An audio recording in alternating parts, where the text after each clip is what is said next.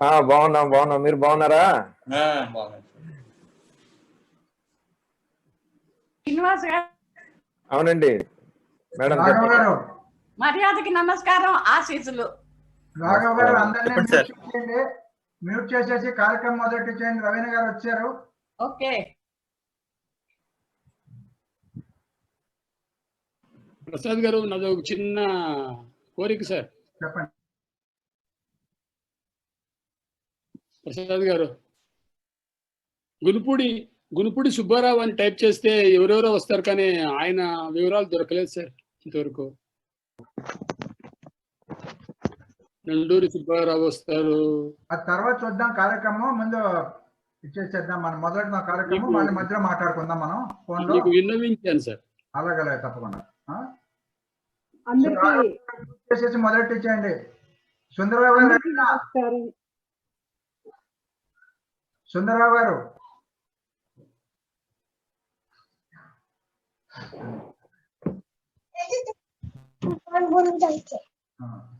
వచ్చిందా? వచ్చింది. మీరు రెడీగా ఉండండి. ఓకే రవీణ గారు, మీరు మొదలెట్టేయండి.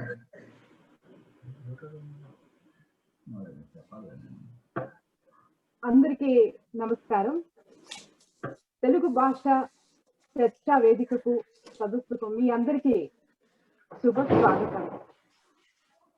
ముందుగా మనం రాష్ట్రేతర తెలుగు సమాఖ్య అధ్యక్షులు శ్రీ సుందర్రావు గారి దీపారాధనతో ఈ సదస్సుని మనం ప్రారంభిస్తాము.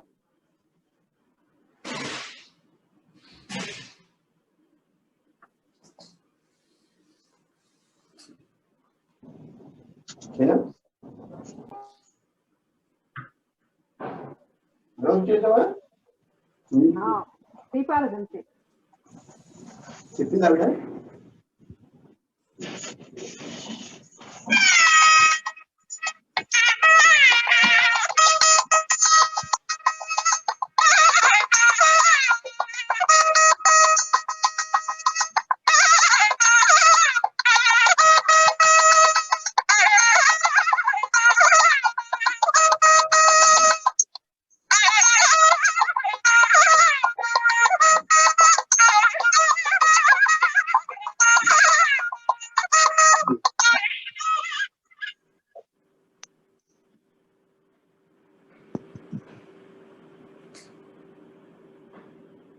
ధన్యవాదాలండి సుందరరావు గారు.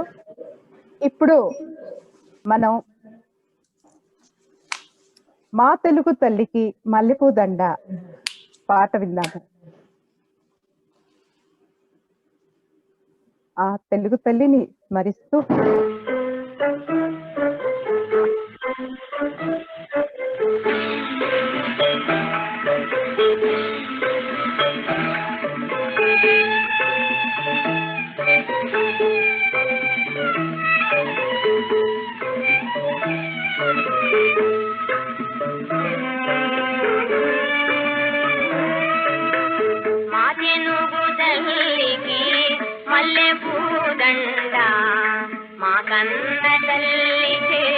మంగళారతులు మా తెనుగు తల్లికి మల్లెపూదండ, కడుపులో బంగారు కనుచూపులో కరుణ, కడుపులో బంగారు కనుచూపులో కరుణ, చిరునవ్వులో తిరులు దొరలించు నా తల్లి మా తెనుగు తల్లికి మల్లెపూదండ. గలగలా గోదారి కదలిపోతుంటేను, గలగలా గోదారి కదలిపోతుంటే, బిరబిరా కృష్ణమ్మ పరుగులెడుతుంటే, బంగారు పంటలే పండుతాయి, బంగారు పంటలే పండుతాయి, మురిపాలము త్యాలు దొరలుతాయి మా తెనుగు తల్లికి మల్లెపూదండ.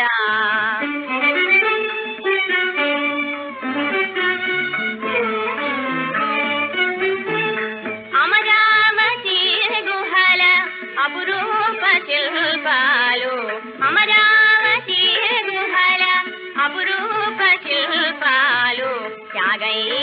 వంపులో తారాడు నాదాలు సిక్కయ్య కలములో ప్రియందనాలు నిత్యమై నిఖిలమై నిలిచి ఉండేదాకా రుద్రమ్మ భుజ చేసి మలమ్మ పది భసి సింహర సుఖీయూసి కృష్ణరాయని కీర్తి మాధ్యముల రింగుమని మారు మోగేదాకా నీ పాటలే పాడుతా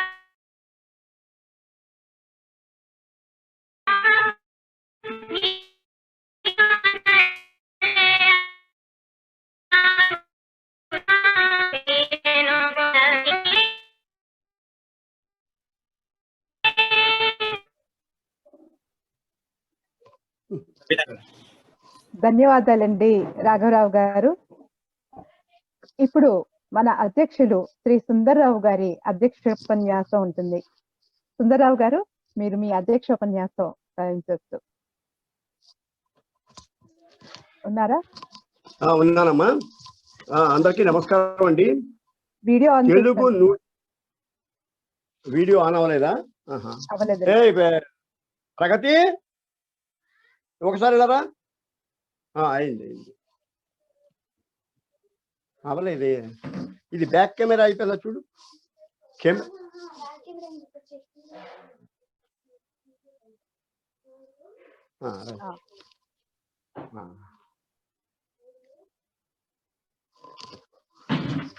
అందరికీ నమస్కారం అండి.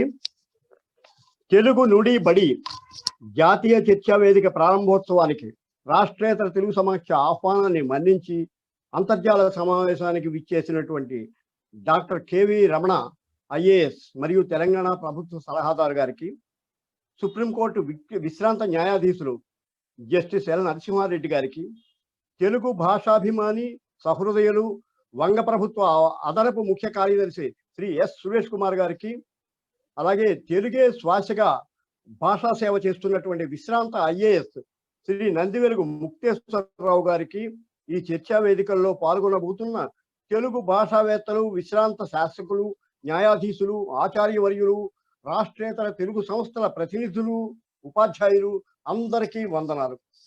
తెలుగు మన అమ్మ ఒడి భాష, బడి భాష, మన జాతికే గుర్తింపు తెచ్చినటువంటి భాష, ప్రపంచంలోనే అత్యంత సాహిత్య సంపద, పద సంపద కలిగినటువంటి లయబద్ధమైన భాష మన మాతృభాష. 20 సంవత్సరాల క్రితం వరకు రాష్ట్రేతర ప్రాంతాల్లో తెలుగువారు తమ మాతృభాష సంరక్షణకు స్థానిక ప్రభుత్వాల సహకారంతో, స్వయం కృషితో ఎన్నో రాష్ట్రాల్లో తెలుగు మాధ్యమ విద్యాలయాలు నిర్మించుకొని తమ పిల్లలకు 10వ తరగతి వరకు కూడా తెలుగు మాధ్యమంలోనే చదివించుకున్నారు. ఆ చదివిన విద్యార్థుల్లో చాలా మంది నేడు చాలా ఉన్నత స్థానాలు ఉన్నారు. అటువంటి భారతదేశంలోనే అతి ప్రాముఖ్యమైనటువంటి తెలుగు భాష గత కొన్ని సంవత్సరాలుగా తల్లిదండ్రుల ఆలోచనలో వచ్చినటువంటి మార్పు కారణంగా ఆంగ్ల భాషా వ్యామోహం పెరిగి తెలుగు భాషకు గ్రహణం పడుతోంది. తెలుగు భాషకు అన్నం పెట్టే భాష కాదని, ఆంగ్లమే ఉపాధినిచ్చి సౌఖ్యాలనిచ్చేటువంటి భాష అన్న గొప్ప భ్రమంలోకి యువత మరియు రాబోయే తరాలు నెట్టబడుతున్నారు. భారతదేశంలో అనేక రాష్ట్రాల ప్రజలు తమ తమ మాతృభాషలో విశ్వవిద్యాలయం వరకు చదువుకుని కూడా ఎన్నో రంగాల్లో విదేశాల్లో రాణిస్తున్నారు. అటువంటిది మన తెలుగుకే ఎందుకు ఈ దౌర్భాగ్యం? మన మాతృభాషలో విద్యాభ్యాసం చేస్తూ ఎన్ని భాషలైనా నేర్చుకోవచ్చును కదా. ఇప్పటికే చాలా వరకు తెలుగు భాష తన ఉనికిని కోల్పోతుంది. ఇదే కొనసాగితే తెలుగు భాషే కాదు, తెలుగు మాట కూడా తెరమరుగైపోయి తెలుగు జాతి అస్తిత్వానికి కోల్పోయేటటువంటి ప్రమాదం కనబడుతుంది.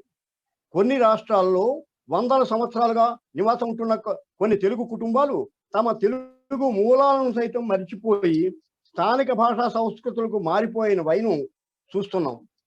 ఈ విధంగా భారతదేశ జనాభాలో 10% ఉన్న తెలుగు జనాభా రాను రాను క్షీణిస్తుంది. దక్షిణ ఆసియా దేశాల్లో తెలుగు మూలాలు కనబడుతున్నా కూడా గుర్తింపు అంతగా లభించట్లేదు. ఇప్పటికైనా తెలుగు వారిలో భాషాభిమానాన్ని, సంస్కృతి సంప్రదాయాల పట్ల ఆకర్షణ పెంపొందించడానికి రాష్ట్రేతర తెలుగు సమాఖ్య దేశంలోని వివిధ తెలుగు సంస్థలతో కలిపి చేస్తున్నటువంటి ఈ చిరు ప్రయత్నమే నుడి బడి చర్చా వేదిక. పొత్తిళ్లలో బిడ్డలకు అమ్మపాలతో పాటు అమ్మ భాషలోనే ఊసులు చెప్పి అత్త, తాత, అమ్మ, అక్క అన్న కుటుంబ సభ్యులను పరిచయం చేసిన తల్లులు తారంగం, కళ్ళ గజ్జ, కంకాళమ్మ, చప్పట్లు, తాళాలు, జోతలు ఇలా అమ్మఒడి భాషగా నేర్పిన తల్లుల్లో ఆకస్మికంగా వచ్చినటువంటి ఈ ఆంగ్ల వ్యామోహం అది తగనిది. తల్లిదండ్రులారా, ఇప్పటికైనా మీ ఆలోచనలు మార్చుకొని మన తల్లి భాష పట్ల ఆకర్షితులై తెలుగు భాషను కాపాడండి. తెలుగు భాష కోసం, తెలుగు భాషతో పాటు మనం ఎన్ని భాషలైనా నేర్చుకుందాం, కానీ తెలుగు భాషను విస్మయించవద్దు. రండి, మనం మన తెలుగు భాషను రక్షించుకునే దిశగా ఐకమత్యంతో ఉద్యమిద్దాం. అమ్మ భాషను మన ఇంటి నుండే నేర్పడం ప్రారంభిద్దాం. ఈనాటి మీ చర్చల ఆధారంగా మన భవిష్య కార్యాచరణ రూపొందించుకుందాం. ఈ చర్చా వేదిక వివరాలు రాతేస కార్యదర్శి శ్రీ ప్రసాద్ గారు మీకు మనవి చేస్తారు.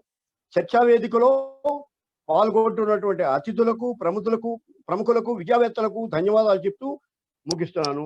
నమస్కారం. రాళ్లపల్లి సుందర్రావు. ధన్యవాదాలండి సుందర్రావు గారు. రాష్ట్రీయ తెలుగు సమాఖ్య అధ్యక్షులుగా మీరు తెలుగు భాషని పరిరక్షించుకోవడానికి ఒక చక్కటి సదస్సును ఏర్పరిచి అందరికీ కూడా మన భాష ప్రతి ఒక్క సంస్థ, ప్రతి ఒక్క తెలుగు సంస్థ, ప్రతి ఒక్క రాష్ట్రంలో కూడా తెలుగు భాషని పరిరక్షించుకోవడానికి ఈ చక్కటి పునాది వేశారు. అందుకని మీ వాక్కుకి, మీ సంకల్పానికి కూడా ధన్యవాదాలు తెలియజేసుకుంటున్నాను. ఇప్పుడు రాష్ట్రీయ తెలుగు సమాఖ్య కార్యదర్శి శ్రీ పివిపిసి ప్రసాద్ గారు వారి నివేదికని ప్రస్తుతిస్తారు. శ్రీ పివిపిసి ప్రసాద్ గారు, రాష్ట్రీయ తెలుగు సమాఖ్య కార్యదర్శి. సభకు నమస్కారం. ఈ రోజు సభకి అతిథులుగా వచ్చేసినటువంటి శ్రీ కేవి రమణ గారు, తెలంగాణ ప్రభుత్వ సలహాదారు గారు, అలాగే సుప్రీంకోర్టు విశ్రాంత న్యాయమూర్తి అయినటువంటి ఎల్ నరసింహారెడ్డి గారు, బెంగాల్ ప్రభుత్వ అధిక ముఖ్య కార్యదర్శి అయినటువంటి శ్రీ సురేష్ కుమార్ గారు, అలాగే తెలుగు భాష ఊపికగా పనిచేసేటువంటి విశ్రాంత ఐఏఎస్ ఆఫీసర్ నందివెలుగు ముక్తేశ్వరరావు గారు, ఇతర పెద్దలు, ఈ రోజు కానీ అంటే ఈ 3 రోజుల్లో పాల్గొనేటువంటి వక్తలు, వీటి మీద విచ్చేసిన వారు, మహానుభావులు, వీక్షిస్తున్న ఆశేష తెలుగు భాషాభిమానులకి అందరికీ కూడా నా వందనములు. భారతదేశంలో తెలుగు రాష్ట్రాల అవతల నివసిస్తున్న తెలుగు వారిని, తెలుగు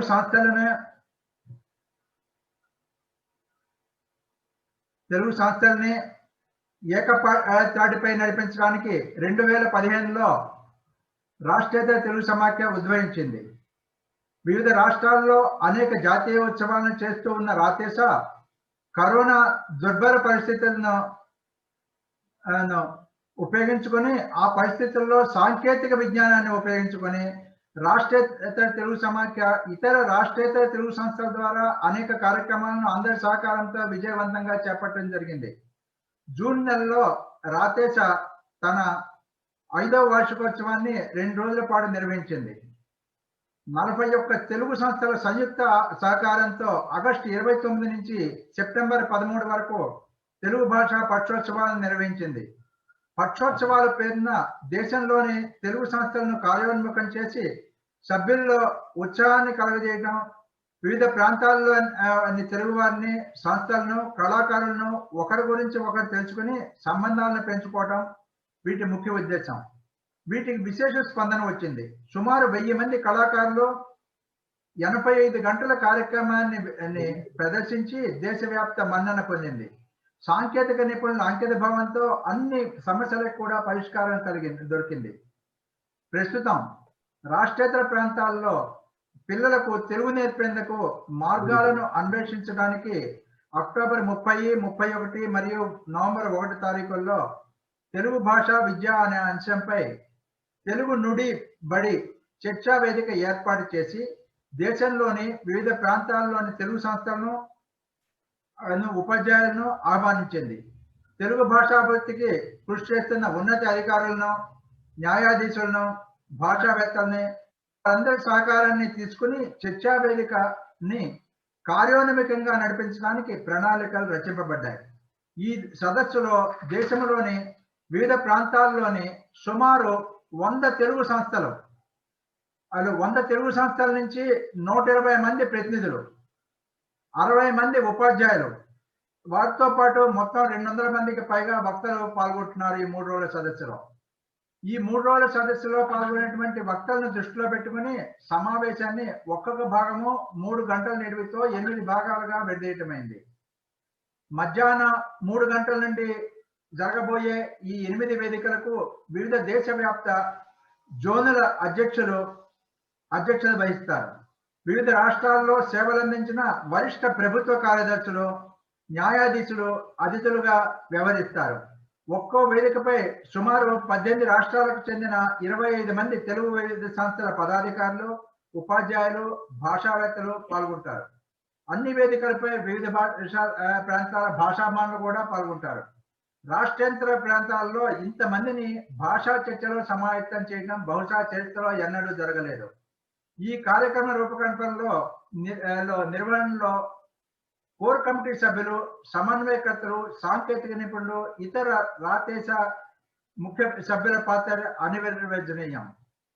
సభ్యులు వారి ప్రాంతాల్లో తెలుగు ఉన్నత ప్రాథమిక పాఠశాలలో స్థితి పరిస్థితులు, ఏ విధంగా సమస్యలు ఉన్నాయి, దాని పరిష్కార మార్గాలు, అలాగే పాఠశాలలో లేని చోట ఎక్కడైతే తెలుగు వారు ఎక్కువగా ఉన్నారో అలాంటి చోట్ల తెలుగు పిల్లలకి తెలుగు నేర్పించడం ఎలా, ఏ లెవెల్ వరకు చేయాలి, ఏమిటి అనేదాన్ని కూడా చర్చించడం కోసం చెప్పి ఆయా సంస్థల వారు అందరూ కూడా అనేక సూచనలు చేయవలసిందిగా వినంతి.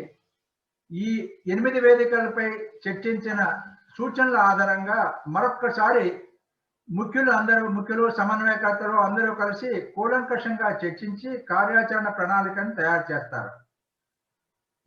ఐకమత్యమే మన బలం. ఈ రకంగా కార్యక్రమాలు జరగడానికి కారణము అంతర్లీనంగా ఉన్నటువంటి తెలుగు భాషాభిమానమే మనకి అందరూ వచ్చి బయటకు చూపించడమే ఇంత చక్కగా కార్యక్రమాలు జరగడానికి దోహదం చేస్తున్నాయి. ఇంతమంది పెద్దలు కలిసి రాష్ట్రేతర ప్రాంతాల్లో తెలుగు భాషను భావితరాలకు అందజేసే బృహత్ ప్రణాళికను రచించి మార్గాన్వేషణకు నిర్దేశం చేస్తారు అని మనందరి ప్రయత్నం. దానికోసం అని చెప్పి సఫలీకృతమని మనంతా ఆశిద్దాము. జై తెలుగు తల్లి. ధన్యవాదాలు. ధన్యవాదాలండి ప్రసాద్ గారు. మీరు చాలా చక్కగా మన ప్రణాళికని, మన సదస్సు యొక్క ఉద్దేశాన్ని వివరించారు. మరొకసారి మీకు ధన్యవాదాలు తెలియజేసుకుంటున్నాను. మనం సెప్టెంబర్లో 15 రోజులు భాషా పక్షోత్సవాల్ని నిర్వహించుకోవడం జరిగింది. ఎంతో మంది వక్తలు వచ్చి ఎంతో స్ఫూర్తిదాయకమైన విషయాల్ని మనతో పంచుకున్నారు. అదేవిధంగా కారంచెడు వెంకట రమణాచారి, మాజీ ఐఏఎస్ అధికారి మరియు తెలంగాణ రాష్ట్ర ప్రభుత్వ సాంస్కృతిక సలహాదారులు మన పక్షోత్సవాలకు వచ్చి ఎంతో స్ఫూర్తిదాయకమైన విషయాలని మనతో పంచుకోవటమే కాకుండా తెలుగు భాష పరిరక్షణ అనేది ఉద్యమ రూపం దాల్చాలని చెప్పేసి వారు ఉద్యమశిఖని వెలిగించారు. వారి స్ఫూర్తిని, వారి మాటల్ని స్ఫూర్తిగా తీసుకొని ఈ రోజు ఈ సదస్సుని మనం ఏర్పాటు చేయడం జరిగింది. వారిని నేను సాదరంగా ఆహ్వానిస్తున్నాను. రాష్ట్రీయ తెలుగు సమాఖ్య తరపున, అదే విధంగా 100 తెలుగు సంస్థల తరపున, ఎంతో మంది సాహితీవేత్తల తరపున వారికి ఆహ్వానం పలుకుతూ వారి మాటల్ని మనం విందాం. ఈరోజు ప్లే చేస్తారా రాఘవరావు గారు? తెలుగు సమాఖ్య అధ్యక్షులు గౌరవనీయులు శ్రీ రాళ్లపల్లి సుందరరావు గారికి, ఆత్మీయులు సన్నిహితులు శ్రీ పివిపిసి ప్రసాద్ గారికి, రాష్ట్రేతర తెలుగు సమాఖ్య కార్యదర్శి, అలాగే రాష్ట్రేతర తెలుగు సమాఖ్య నిర్వాహకుల్లో ఒకరైనటువంటి శ్రీమతి రవీనా గారికి, శ్రీ వేణుగోపాల్ గారికి, ఈ నెల 30వ తేదీ నుంచి 31వ తేదీ మీదుగా నవంబర్ 1వ తేదీ వరకు 3 రోజుల పాటు నిర్వహింపబడుతున్నటువంటి ఈ జాతీయ చర్చా వేదికలో పాల్గొంటున్నటువంటి పెద్దలు న్యాయమూర్తి శ్రీ ఎల్ నరసింహారెడ్డి గారికి, శ్రీ ఎన్ ముక్తేశ్వరరావు గారికి, శ్రీ సురేష్ కుమార్ గారికి, శ్రీ సుబ్బారావు గారికి, రాజ్ కుమార్ గారికి, శ్రీ రామచంద్ర గారికి, డాక్టర్ దీర్ఘాశ్రీ విజయభాస్కర్ గారికి, అలాగే ఈ జాతీయ చర్చా వేదికలో పాల్గొంటున్నటువంటి ఆత్మీయ సన్నిహితులు, నేనెంతో అభిమానించేటువంటి శ్రీ మాడభూషి శ్రీధర్ గారికి, ఆచార్య ఎం సంపత్ కుమార్ గారికి, ఆచార్య గారపాటి ఉమామహేశ్వరరావు గారికి, ఆచార్య బూదాటి వెంకటేశ్వర్లు గారికి, ఆచార్య మునిరత్నం నాయుడు గారికి, ఆచార్య సత్యరెడ్డి గారికి, అలాగే బెంగళూరు నుంచి ఈ కార్యక్రమంలో పాల్గొంటున్నటువంటి నా మిత్రులు శ్రేయోభిలాషులు డాక్టర్ ఏ రాధాకృష్ణరాజు గారికి, ఢిల్లీ నుంచి పాల్గొంటున్నటువంటి డాక్టర్ ప్రబల జానకి గారికి, హైదరాబాద్ నుంచి ఈ కార్యక్రమంలో పాల్గొంటున్నటువంటి శ్రీమతి సుధారాణి గారికి,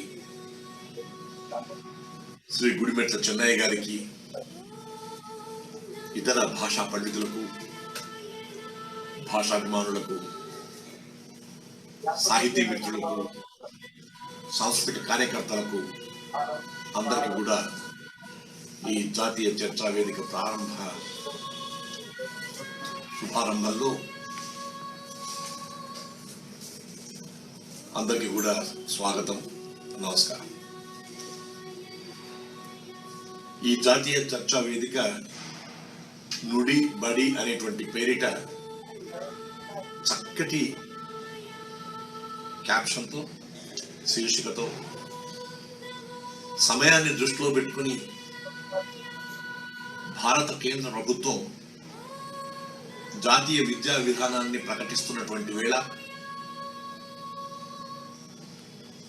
సమయోచితంగా, ఔచిత్యవంతంగా ఈ చర్చను నిర్వహించడం అనేటువంటిది 3 రోజుల పాటు చాలా ఔచిత్యవంతంగా ఉంది, సమయోచితంగా ఉంది, సందర్భ శుద్ధితో ఉంది. ఇప్పుడే మన దేశ స్థాయిలో, జాతీయ స్థాయిలో తెలుగు భాషాభిమానులందరూ కూడా కలిసి, రాష్ట్రేతర తెలుగు సమాఖ్య వారే కాకుండా ఇతర సాహితీ సాంస్కృతిక సంస్థల వారు అందరూ కూడా కలిసి మన అమ్మ నుడి, మన మాతృభాష తెలుగు గురించి మనం మాట్లాడుకోవాల్సినటువంటి ఒక చక్కటి అవకాశాన్ని కల్పించినందుకు రాష్ట్రేతర తెలుగు సమాఖ్య వారికి, ఈ కార్యక్రమ నిర్వాహకులకు నేను 5-10 చేస్తా ఉన్నాను. శీర్షిక కూడా చాలా గొప్పగా ఉంది, నుడి బడి. నాకు భాషాభిమానం ఎక్కువ అని చెప్పని అనుకునే వాళ్ళు చాలా మంది ఉంటారు. అభిమానం ఉంటే సరిపోదు, అభిమానాన్ని ఆచరణయుక్తంగా ఉండేటట్టుగా చేయడానికి కోసం అని చెప్పనే ఈ చర్చా వేదిక ఏర్పాటు చేయబడిందని చెప్పి అనుకుంటా ఉన్నాను. బెంగళూరులో ఉండేటువంటి తెలుగు వాళ్ళు, చెన్నైలో ఉండేటువంటి తెలుగు వాళ్ళు, కనకపూర్లో ఉండేటువంటి తెలుగు వాళ్ళు, బరంపురంలో ఉండేటువంటి తెలుగు వాళ్ళు, కటక్లో ఉండేటువంటి వాళ్ళు, భువనేశ్వర్లో ఉండేటువంటి వారు, ఢిల్లీలో ఉండేటువంటి వారు, మధ్యప్రదేశ్లో ఉండేటువంటి వారు, ఉత్తరప్రదేశ్లో ఉండేటువంటి వారు, లక్నోలో ఉండేటువంటి వారు, ఎక్కడ ఉండేటువంటి వాళ్ళైనా, ప్రపంచంలో కూడా ఎక్కడ ఉన్నా, భారతదేశంలోనే కాకుండా ఇంకో చోట్లలో ఉన్నా తెలుగు అమలు గురించి చిత్తశుద్ధితో ప్రయత్నం చేయాల్సినటువంటి సమయం ఇది. మనం అనుకున్న రీతిలో తెలుగును మనం అమలు చేయగలుగుతున్నామా? మనం అనుకున్నటువంటి రీతిలో మన తెలుగుని మనము ముందుకు తీసుకుని వెళ్ళగలుగుతున్నామా? ఇంట్లో కాకుండా బయట కూడా తెలుగుకి కావాల్సినటువంటి జయాన్ని ప్రాప్తింపజేస్తున్నామా? ఇతర భాషీయులాగా మనం కూడా మన భాష గురించి ఎక్కువగా పట్టించుకుంటున్నామా? ఇతర భాషీయులాగా మనం కూడా హిందీ భాషీయులాగా కానీ లేక తమిళ భాషీయులాగా కానీ మనం కూడా ముందుకు మన భాషను తీసుకుని వెళ్ళగలుగుతున్నామా? ఎంతవరకు తీసుకుని వెళ్ళగలిగాము? అధికార భాష సంఘం ఏర్పడి 60 ఏళ్ల పైన అయినా కానీ ఇప్పటి వరకు ఎంతవరకు అధికార భాష సంఘం కృతకృత్యులమైంది ఈ విషయంలో అనేటువంటిది మనం ఆలోచిస్తున్నామా? తెలుగుని అమలు పరిచేటువంటి సందర్భంలో స్కూల్ స్థాయి కానీ, కళాశాల స్థాయి కానీ, విశ్వవిద్యాలయం స్థాయి కానీ ఏ రకంగా మన తెలుగుని మనం ముందు తీసుకుని వెళ్తున్నాం? ఈ సభలో ఈ 3 రోజుల పాటు నిర్వహింపబడేటువంటి ఈ సదస్సులో న్యాయమూర్తి నరసింహారెడ్డి గారు ఉన్నారు, ప్రభుత్వ సలహాదారుగా నేనున్నాను, తెలంగాణ ప్రభుత్వ సలహాదారుగా. ఉమ్మడి ఆంధ్రప్రదేశ్ ప్రభుత్వంలో ప్రభుత్వ ఉద్యోగులుగా పనిచేసి భాషాభిమానం చాటుకున్నటువంటి మిత్రులు, పెద్దలు చాలా మంది ఉన్నారు ఇక్కడ. ఆచార్య స్థానంలో ఉండేటువంటి వారు చాలా మంది ఉన్నారు ఇక్కడ. దానితో పాటు మాడకృషి శ్రీధర్ లాంటి వారు కూడా భాషాభిమానిగా ఇక్కడ ఉన్నారు. మన తెలుగు ఒక ప్రాచీన భాష అని చెప్పని మనం ప్రకటింపజేసుకుంటే కేంద్ర ప్రభుత్వం ద్వారా దాని మీద స్టే ఆర్డర్ తీసుకొచ్చేసేసి కొన్నేళ్ల పాటు గ్రహణం పట్టినటువంటి రీతిలో వ్యవహరించినటువంటి రాష్ట్రం వాళ్ళతో పోరాడి, అప్పటి ఆంధ్రప్రదేశ్లో కాదు బయట రాష్ట్రంలో పోరాడి ఆ స్టేను తొలగింపజేసుకుని ప్రాచీన భాషా కేంద్రాన్ని ఏర్పాటు చేసుకుంటే అది మైసూరులో ఏర్పాటు చేయబడింది. తెలుగు ప్రాచీన భాషగా ప్రకటింపజేయబడినటువంటి సందర్భంలో తెలుగును ప్రాచీన భాషగా గుర్తించినటువంటి కేంద్ర ప్రభుత్వం తెలుగుని మరింతగా ముందుకు తీసుకుపోవడానికి కోసం అని చెప్పని ప్రాచీన భాషగా వర్ధిల్ల చేయడానికి, దానికి కావాల్సినటువంటి గౌరవ స్థానాన్ని కల్పించడానికి తెలుగునాట ఆ కేంద్రాన్ని ఏర్పాటు చేయాల్సింది పోయి మైసూరులో చేయడం ఏమిటో అనేటువంటి సంగతి ప్రభుత్వాలకే తెలియాలి. మహానుభావులు కొంతమంది దాని మీద దృష్టి సారించారు కాబట్టి ఆ ప్రాచీన భాషా కేంద్రం ఇవాళ తెలుగునాట నెల్లూరులో విలసిల్లడం అనేటువంటిది, ఆశిల్లడం అనేటువంటిది జరుగుతూ ఉంది. దానికి డైరెక్టర్ గా కేంద్రానికి మిత్రుడు ఆచార్య మునిరత్న నాయుడు గారు ఉండడం ఆనందకరమైనటువంటి విషయం. వారు కూడా ఈ సభల్లో పాల్గొనడం, ఈ సదస్సులో పాల్గొనడం నాకెంతో నచ్చినటువంటి విషయం, సంతోషాన్ని కలిగించేటువంటి విషయం. ఒకటి మాత్రం నిజం, తెలుగు భాష ముందుకు సాగాలి. ఇప్పటి తరం వాళ్ళందరికీ కూడా తెలుగు భాషలో శ్రద్ధ ఉండాలి, ఆసక్తి ఉండాలి, అభిమానం ఉండాలి. భాషాభిమానులుగా వాళ్ళు కూడా వర్ధిల్లాలని చెప్పని కోరుకునేటువంటి వాళ్ళకందరికీ నేను నమస్కరించి చెప్తా ఉన్నాను. ఒట్టిగా అనుకుంటే సరిపోదు, అంతే సరిపోదు. దానికోసం అని చెప్పని చాలా కృషి చేయాల్సి వస్తుంది. అదేమి చిత్రమో గాని అప్పటి ఆంధ్రప్రదేశ్ ప్రభుత్వం అయినా, ఇప్పటి తెలంగాణ ప్రభుత్వము ఆంధ్రప్రదేశ్ ప్రభుత్వం అయినా, ఇరు రాష్ట్రాల ప్రభుత్వాలకు తెలుగు పట్ల ఎంత ఆసక్తి ఉండాలో, ఎంత శ్రద్ధ ఉండాలో, ఎంత అభిమానం ఉండాలో అంత లేదనేటువంటిది మాత్రం నిర్వివాదమైనటువంటి అంశం.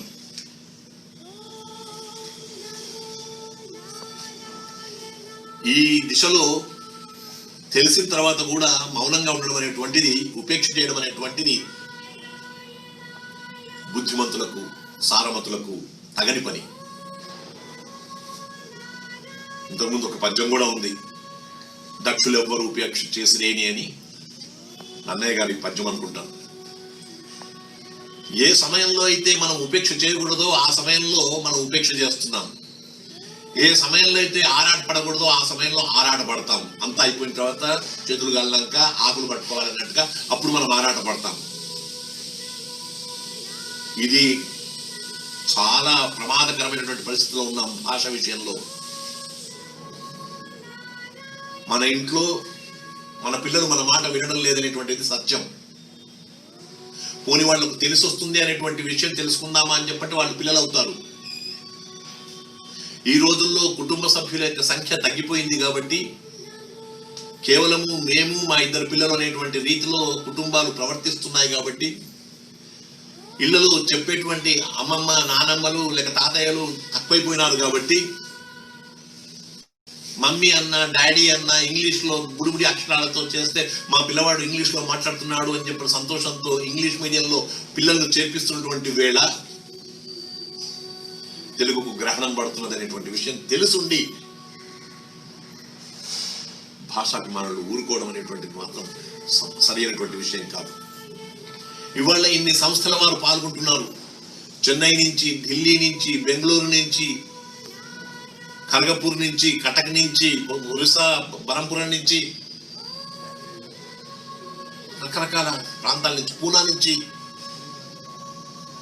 రకరకాల స్థలాల నుంచి, రకరకాల ప్రదేశాల నుంచి అందరూ కూడా చాలా ఉద్వేగంగా పాల్గొంటున్నారు ఈ సదస్సులో. నేను ఈ విషయాన్ని గమనిస్తున్నాను. ఉద్వేగం, ఒక రకమైనటువంటి భాషా అభిమానం పెళ్ళుబిక్కుతోంది. కానీ ఆచరణలో మాత్రం ఎలా ముందుకు సాగాలి అనేటువంటి విషయం చెప్పడానికే ఈ ప్రారంభ సభలో నేను పాల్గొంటున్నాను. ప్రతి సాహితీ సంస్థ కానీ సాంస్కృతిక సంస్థ కానీ చేయాల్సినటువంటిది ఏమిటిరా అని చెప్పంటే, తమ చుట్టుపక్కల ఉండేటువంటి భాషా పండితులను, తెలుగు భాషాధ్యాపకులను, తెలుగు భాషోపన్యాసకులను, తెలుగు భాషలో ఆచార్య స్థాయిలో ఉండేటువంటి వాళ్ళను అందరినీ కూడా జమ చేసి వీలైనంత వరకు తెలుగును అమ్మ నుడిగా, ఇంటి భాషగా పరిగణించాలని చెప్పని కోరుకుంటున్నాను.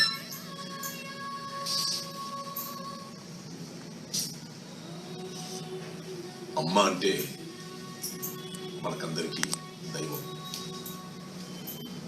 అమ్మ చదువు నేర్పేటప్పుడు అపర సరస్వతి. అమ్మ అన్నం పెట్టడానికి అన్నపూర్ణ. అమ్మ చినుకు పడితే మనకు గొడుగై ఉంటుంది. అమ్మ ఎక్కడన్నా మనం కాలికి తట్టు తాకితే వైద్యుడే నిలుస్తుంది. అమ్మ పసిపిల్లవాడి యొక్క మనస్సును ఎరిగి ఎప్పటికప్పుడు వాడు అడగక ముందే కావలసినటువంటి రీతిలో సర్దిద్దుకోవడము, సర్దిపుచ్చుకోవడం అనేటువంటిది చేయగలిగేది ఒక అమ్మ మాత్రమే. అమ్మ దైవానికి మరో రూపం. అమ్మ గురించి ఇంత పవిత్రమైనటువంటి భావం ఉండేటువంటి మన తెలుగునాట, మన అమ్మ భాష గురించి మనం ఎందుకు పట్టించుకోవడం లేదో నాకు ఇప్పటికీ అర్థం కావడం లేదు. అయితే మాతృభాషలో ఎవరికైతే సాధికారత ఉంటుందో, మాతృభాషలో ఎవరికైతే మంచి పట్టు ఉంటుందో, మన మాతృభాషలో ఎవరికైనట్టయితే శ్రద్ధ ఆసక్తులు ఎక్కువగా ఉంటాయో వారికి ఇతర భాషల పట్ల కూడా అపారమైనటువంటి పట్టు సాధించడానికి అవకాశం ఉంటుందనేటువంటిది మనకు చరిత్ర చెప్తున్నటువంటి సత్యం. మన యొక్క సంస్కృతి, మన యొక్క సంప్రదాయం ఎంత గట్టిగా ఉండేదో భారతీయ సంప్రదాయాన్ని చూసి, భారతీయ భాష ఐకమత్యాన్ని చూసి, ఆసేతు సీతనగ పర్యంతం వివిధ ఆచార వ్యవహారాలు, భాషలు ఉండేటువంటి మన చోట ఆంగ్లేయులు ఈ సంస్కృతి చూసి భయపడి బెదిరిపోయి వీళ్ళ సంస్కృతిని మనం వెన్ను విరిచినట్టయితే తప్ప, మన యొక్క సంస్కృతిని ప్రవేశపెడితే తప్ప, వీళ్ళ మనసుల్లో ఒక బానిసత్వాన్ని ప్రవేశపెడితే తప్ప భారతదేశాన్ని మనం జయించలేము. భారతదేశంలో మన యొక్క పాలనని సరైనటువంటి రీతిలో సుస్థిరం చేసుకోలేము అనేటువంటి ఆ ఆంగ్లేయుల యొక్క తత్వానికి ఆంగ్లేయులు వెళ్ళిపోయిన తర్వాత 100 సంవత్సరాల తర్వాత కూడా ఇవాటికి ఇంకా మనలో బానిసత్వం ఉండడం అనేటువంటిది మాత్రం చాలా అసహ్యకరం. ఒక రాష్ట్ర ప్రభుత్వంలో స్కూల్ స్థాయి వరకైనా తెలుగు తప్పకుండా ఉండాలి అని తెలంగాణ రాష్ట్ర ప్రభుత్వం నిర్ణయిస్తే, ప్రపంచ తెలుగు మహాసభలు హైదరాబాద్ లో పెట్టి స్కూల్ స్థాయి వరకు తప్పకుండా తెలుగు మేము అమలు చేస్తాము అని చెప్పని మన రాష్ట్ర ముఖ్యమంత్రి గౌరవనీయులు శ్రీ కల్వకుంట్ల చంద్రశేఖరరావు గారు ప్రకటిస్తే, మరొక రాష్ట్ర ప్రభుత్వంలో చిన్నప్పటి నుంచి కూడా ఇంగ్లీష్ ఉంటే బాగుంటుంది, అప్పుడే వాళ్ళలో సరైనటువంటి ఎదుగుదల ఉంటుంది, వాళ్ళు కూడా అందరిలాగా పేదవాళ్ళు కూడా బాగా చదువుకునే వాళ్ళు కావాలి కాబట్టి ఇంగ్లీష్ మీడియం పెడదామని చెప్పనేటువంటి ఆలోచనతో చేయడం అనేటువంటిది అంత సమంజసమైనటువంటి విషయం కాదని భాషాభిమానులందరం కూడా ముక్త కంఠంతో చెప్పాల్సినటువంటి సమయం ఇది.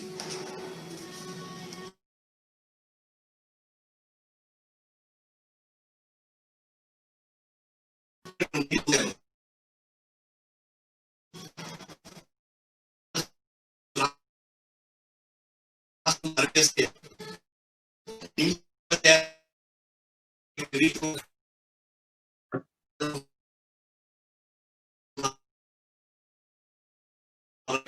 విన్నాము. ఇది ఎంతవరకు నిజం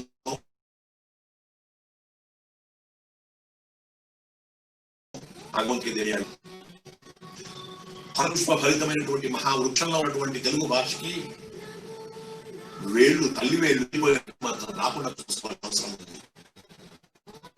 కానీ 60 ఏళ్ళు 50 ఏళ్ళు దాటిన తెలుగు అమలు సెక్రటరియట్ లో లేదు అనేటువంటి విషయం సత్యం సత్యం సత్యం. తెలుగులో డ్రాఫ్ట్ చేసేటువంటి వాళ్ళ యొక్క సంఖ్య చాలా బలహీనంగా ఉంది, చాలా తక్కువగా ఉందనేటువంటి విషయం సత్యం సత్యం సత్యం. తెలుగు రాక కాదు, తెలుగులో వ్రాయలేక కాదు, అలసత్వం, సోమరిపోతనం, ఏదో 4 అక్షరాలు ఇంగ్లీష్ లో రాస్తా సరిపోతుంది అలవాటు రకం. కానీ మన నుడి మనం గౌరవించుకోవాలి.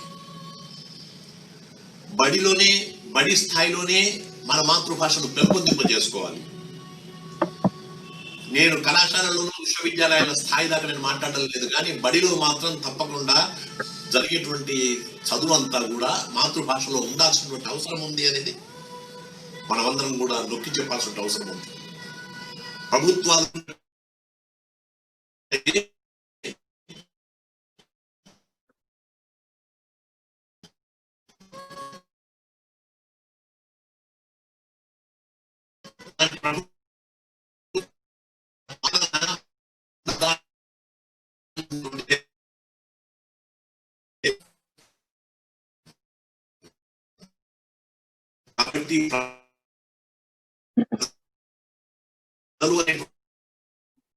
మనం అందరం కూడా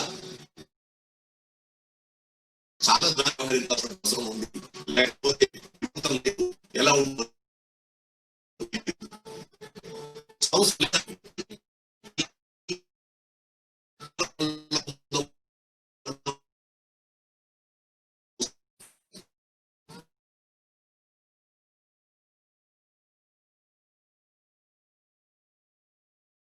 రాఘవరావు గారు,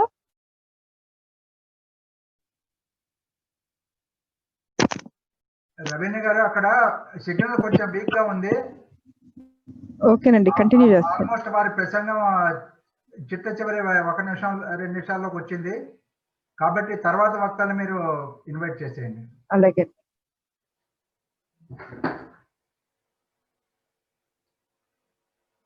సాంకేతిక లోపం వల్ల కొంచెం చివరిగా 2 మాటలు వినలేకపోయాం, అందుకు మేము చింతిస్తున్నాము. సురేష్ కుమార్ గారు వచ్చారు. ఎంతో ఉద్వేగపూరితంగా, ఎంతో వేదనాభరితంగా తెలుగు భాష అంతరిస్తుంది అని మనం చెయ్యవలసిన కార్యక్రమాలు ఏమిటి, మనం రాష్ట్రేతర ప్రాంతాల్లో నివసిస్తూ మనం చెయ్యగలము అన్న స్ఫూర్తిని నింపిన శ్రీ కెవి రమణాచారి గారికి హృదయపూర్వక ధన్యవాదాలు మా అందరి తరఫున తెలియజేసుకుంటున్నాము. ఇప్పుడు విశ్రాంత సుప్రీంకోర్టు న్యాయమూర్తి శ్రీ ఎల్ నరసింహారెడ్డి గారిని సాదరంగా ఆహ్వానిస్తున్నాను. వారు పట్నా హైకోర్టు చీఫ్ జస్టిస్ గాను, ఆ తర్వాత హైదరాబాద్ లో సీనియర్ మోస్ట్ జడ్జి గాను హైకోర్టులో ఉన్నారు. ఇప్పుడు వారు చైర్మన్ సిఈటి మరియు హైదరాబాద్ విశ్వవిద్యాలయంలో ఛాన్సలర్ గా వ్యవహరిస్తున్నారు. వారు తెలుగు భాష అంటే, తెలుగు సాంప్రదాయం అన్న, సంస్కృతి అన్న ఎంతో మక్కువ. వారు ఎన్నో తెలుగు సంస్థలకి ప్రోత్సాహకరంగా నిలిచారు. అలాంటి వారు ఈ రోజు మన ముందు మన వేదికలో ప్రసంగించబోతున్నారు. వారి మాటలు కూడా మనందరికీ ఎంతో స్ఫూర్తిదాయకంగా ఉంటాయని తెలియజేసుకుంటూ వారిని సాధారణంగా అందరి తరఫున మరొక మారు నమస్కరిస్తూ ఆహ్వానిస్తున్నాను. శ్రీ ఎల్ నరసింహారెడ్డి గారు. నమస్కారం అండి. కనబడుతున్నా నేను? కనిపించట్లేదండి. వీడియో అదే సార్, అదే కనపట్లేదు సార్. ఇప్పుడు కనపడుతుంది సార్. ఇప్పుడు కనపడుతున్నారండి. లేదు కనపడలేదు. లేదండి రాలేదు. నెంబరు ఒకసారి కాల్ చేస్తారు. మళ్ళీ మాట్లాడండి ఒకసారి మీరు. నరసింహారెడ్డి గారు ఒకసారి మాట్లాడతారా? డిస్కనెక్ట్ చేయమంటారండి? మీరు మాట్లాడండి ఒకసారి నరసింహారెడ్డి గారు. ఇప్పుడు మాట్లాడుతున్నాడు అండి. కనిపించారు. వినపడుతున్నాం సార్.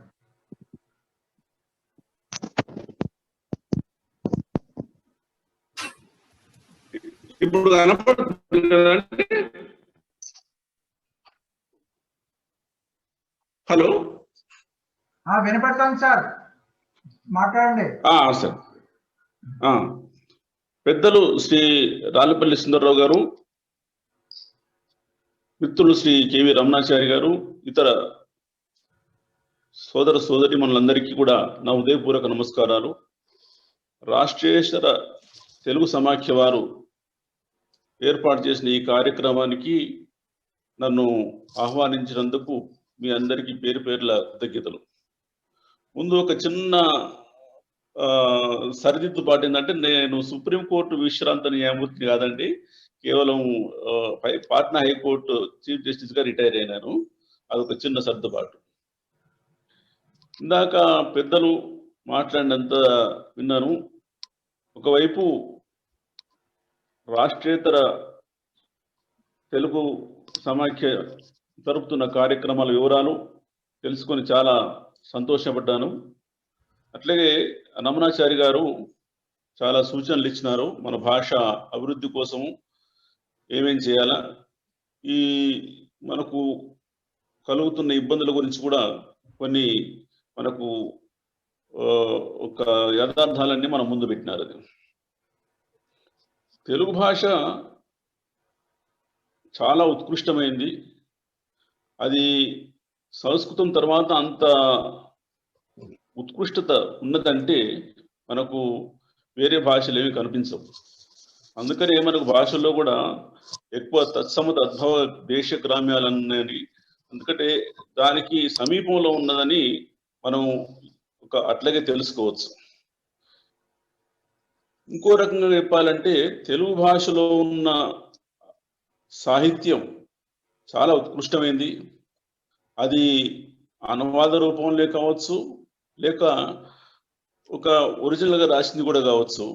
చాలా ఉత్కృష్టమైన గ్రంథాలు మనకు ఎన్నో ఉన్నాయి. ఇంకా మనకు ప్రత్యేకమైన నుడికారం లేక పద్యం అనే ప్రక్రియ ఎన్ని వీటి అన్నిటి కారణంగా కొన్ని శతాబ్దాల పాటు కేవలం భాషలో ప్రావీణ్యత చెందినంత మాత్రాన్నే జీవితం సార్థకమైందన్న భావించిన వాళ్ళు చాలా మంది ఉన్నారు. ఆస్తులు పదవులు అది కాకుండా ఆ భాష పైన నాకు ఇంత అధికారం ఉంది, ఇంత నాకు స్పష్టత ఉన్నదన్న కారణంగానే ఎంతో మంది గర్వంగా భావించిన వాళ్ళు ఉన్నారు. అది మన కవిత్రవే కావచ్చు, ఇంకా ఎంతో మంది మనకు నాకు తెలియని విద్యావేత్తలు, కవి పుంగవులు, పండితులు చాలా మంది ఉన్నారు. అది మన దురదృష్టవశాత్తు ఏంటంటే ఈ మధ్య కాలంలో, అంటే ఒక 30-40 సంవత్సరాల వరకు కూడా భాషకు ఎంతో ఆదరణ, కొన్ని ఛందోబద్ధమైన పద్యాలు కొన్ని నేర్చుకున్నంత మాత్రమే మనకు ఔన్నత్యం ఉండేంత పరిస్థితి నుంచి దిగజారి ఎక్కడికి దిగజారినామంటే, నాకు తెలుగు రాదు అని ఎవడనంటే అది నాకు పెద్ద ఔన్నత్యం వచ్చినట్టు, అదే పెద్దది. నాకు వేరే భాషలు వచ్చా లేదా అన్నది వేరే సంగతి. ఐ డోంట్ నో తెలుగు అంటే అబ్బో ఎంతో పెద్ద పండితుడు, లేకుంటే ఆయన ఒక సమాజంలో ఉన్నతమైన వ్యక్తి లెక్క ఆ భావనకు వచ్చింది. అది ఇక మన ఇంట్లో అంటే ఇంట్లో మనం వాడక భాషల్లో కూడా ఏమన్నా పిల్లవాడు మర్చిపోయి అమ్మ అన్నా కానీ కొంచెం నామోషి అమ్మ ఏంటి, కొంచెం మమ్మీ అంటే బాగుండదు అన్న ఒక స్థాయికి వచ్చినాం మనం. ఈ అంటే సరే, మనం అంటే భాష అభిమానం కొద్దీ ఏదో మన భాష ఉత్కృష్టమైనది ఇట్లా అట్లా అని చెప్పవచ్చు. మన సంస్కృతి గురించి, లేకుంటే మన ఇది బిషప్ అర్లప్ప గారని ఉండే, ఆ మధ్యకాలంలో ఆయన ఒక చక్కటి ఉపదేశం లెక్కించినారు. అది రెండు విషయాల్లో చూడండి, మనం జన్మదినం జరుపుకుంటే పిల్లల జన్మదినమో లేకుంటే ఎవరితో జరుపుకుంటే ఒక దుష్కార్యం ఏంటంటే మనం దీపం ఆర్పేస్తున్నాం అని పిల్లలతోని. జీవితంలో ఉంటే దీపం వెలిగించాలి తప్ప దీపం ఆర్పేయకూడదని. అట్లాగే ఆ చిన్న పిల్లోడి చేతి కత్తి ఇవ్వడం ఏంటి, కాకపోతే ఇంకో పూలు అట్లా అది ఉండాలి వాటి చేతిలో కదని. ఆయన ఇంకో మాట చెప్పినారు, అది మన భాషలో చక్కటి అమ్మను అంటే మాతృమూర్తిని అమ్మ అని నోటి నిండా పిలుచుకుంటే అది ఒక సార్థకత ఉంటుంది. అది దానికి పోయి మమ్మీ అంటే చాలా మందికి అర్థం తెలుసుకుంటుంది. ఒక శవాన్ని ఒక లేహ్యాలు ఊడ్చి కొన్ని సంవత్సరాల వరకు అట్టే ఉంచి దాన్ని అంటే చాలా సంవత్సరాల కింద చచ్చిపోయిన మనిషి యొక్క శవాన్ని లేహ్యాలు ఊడ్చి దాన్ని ప్రిజర్వ్ చేసి దాన్ని మమ్మీ అంటారు. అది ఒక దేవతామూర్తి అయిన అమ్మను ఆ రకంగా పిలుచుకోవడం మనకి ఎంత మంచిది. ఇంకా అదన్నారు, అది మనకు చిన్నతనంలో శ్రీరాముని దయచేతను అట్లాంటి పద్యాలు అంటే చదువు అక్షర జ్ఞానం లేకముందు కూడా కొన్ని పద్యాలు నేర్పేవాళ్ళు. అది వదిలిపెట్టి బ్యా బ్లాక్ షీప్ అంటే వాడు ఎన్నడో బ్లాక్ షీప్ అవుతాడు. అది తర్వాత ఈ eating sugar telling lies no అబద్ధాలు చిన్నప్పటి నుంచి అబద్ధాలు చెప్పుకుంటున్నాం. ఇవన్నీ మనకు తెలియకుండానే మనకు లోపల వచ్చేస్తున్నాయండి. ఇవన్నీ కొంచెం మనం ధ్యాస పెడితే పక్కకు పడేసినామంటే మన చక్కటి సంస్కృతిని మనము మన పిల్లలు ఎంతో దాన్ని అనుభవించవచ్చు. ఈ మధ్య కాలంలో రెండు మనకు ఒక సంతోషకరమైన విషయాలు జరిగిందని చెప్పుకోవచ్చు. ఎందుకంటే మన విద్యా విధానంలో ఈ మాతృభాషను ఒక తెలుగు భాషనే కాదు మాతృభాషను పక్కకు నెట్టేసి కేవలం ఇంగ్లీషు అది చదువుకున్న రోజుల్లో వాడికి ఈ పరిజ్ఞానం లేదు, ఆ పరిజ్ఞానం లేదు. చూస్తున్నాం ఇప్పటికి కూడా పోస్ట్ గ్రాడ్యుయేట్స్ కూడా చిన్న సెంటెన్స్ ఇంగ్లీష్లో కూడా రాయలేకపోతున్నారు.